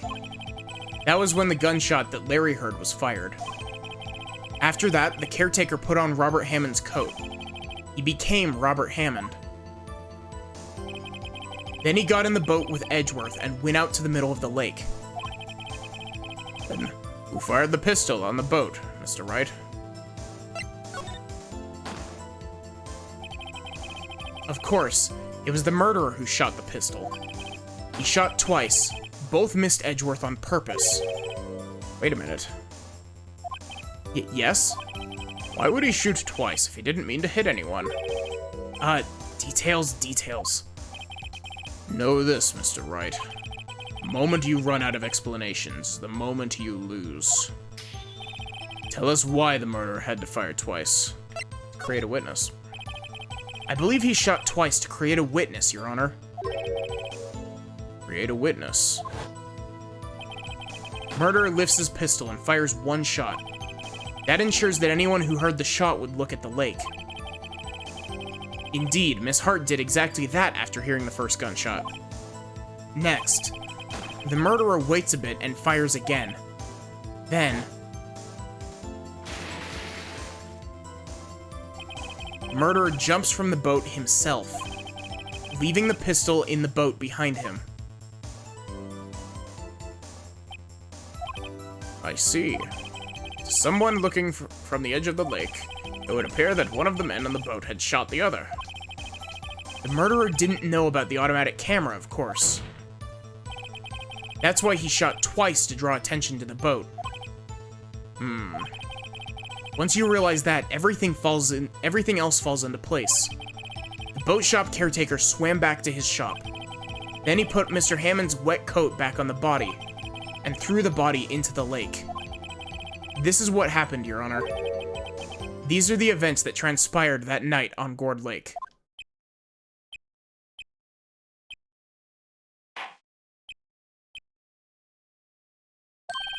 Bailiff, bring out the witness from before.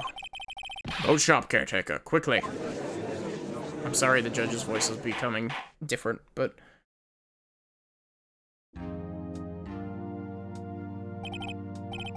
Very well.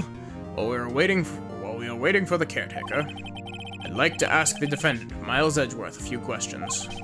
Mr. Edgeworth, please take the stand. Mr. Edgeworth, you heard what the defense has said? Yes.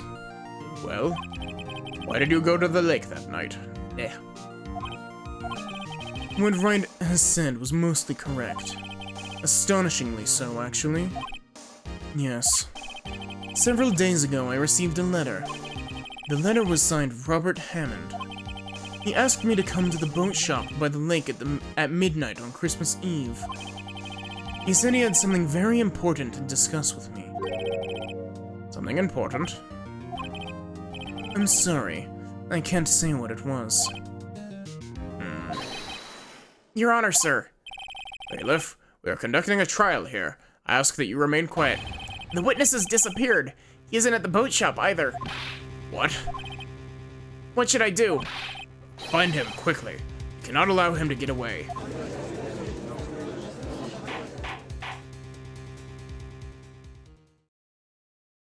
Mr. Von Karma, witness has disappeared. Search warrant has already been issued. Goes without saying that I cannot declare a verdict under these circumstances. I will extend the trial until tomorrow, the final day allowed. I request that the police department utilize all of its forces to find that witness.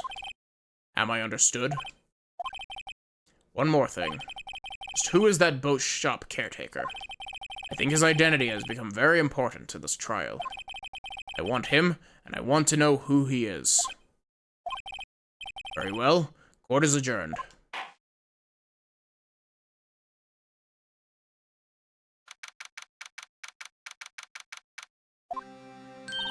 Yay, Nick, you did it! Yeah. Well, at least we got out from under that guilty verdict. And what about Larry? That was something else. Even Von Karma didn't know what to do with his testimony. Larry really helped us out. Sure, once I sifted through his unique testimony. Still, he did save us. I just wish our cases weren't so down to the wire all the time. I know what you mean. Sometimes I feel like it's us on trial instead of our clients. Hey, Edgeworth. Mr. Edgeworth? Did you say something? Don't look so pained. I mean, it looks like you're probably going to get off the hook. You could try to smile just a little. I'm sorry, but I fear it's not over for me yet. What do you mean? Right.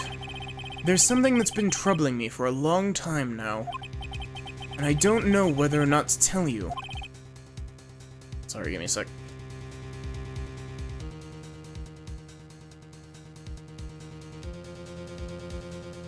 Gosh, this case is quite a bit longer than I thought than I remembered it being.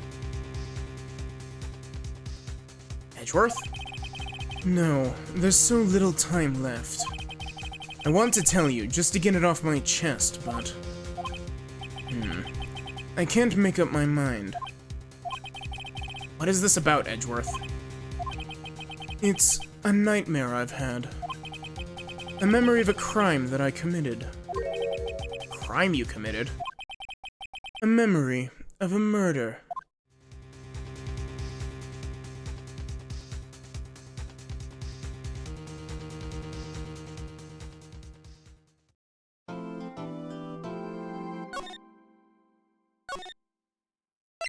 So, y'all are gonna hate me for this, but, I need to end stream because I actually need to wake up slightly earlier tomorrow. So, that's gonna be where I end for tonight.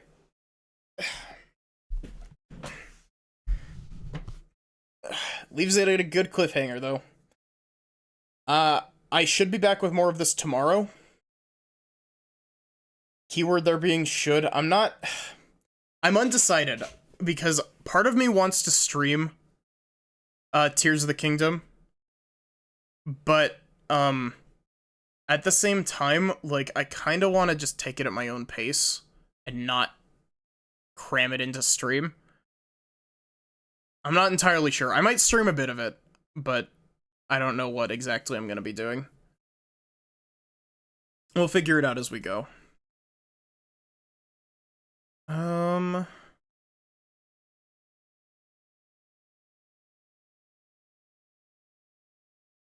Hey, Pahi's streaming. Let's raid Pahi. So yeah, thank you all so much for watching. I hope that you enjoyed. I should be back with more of this tomorrow.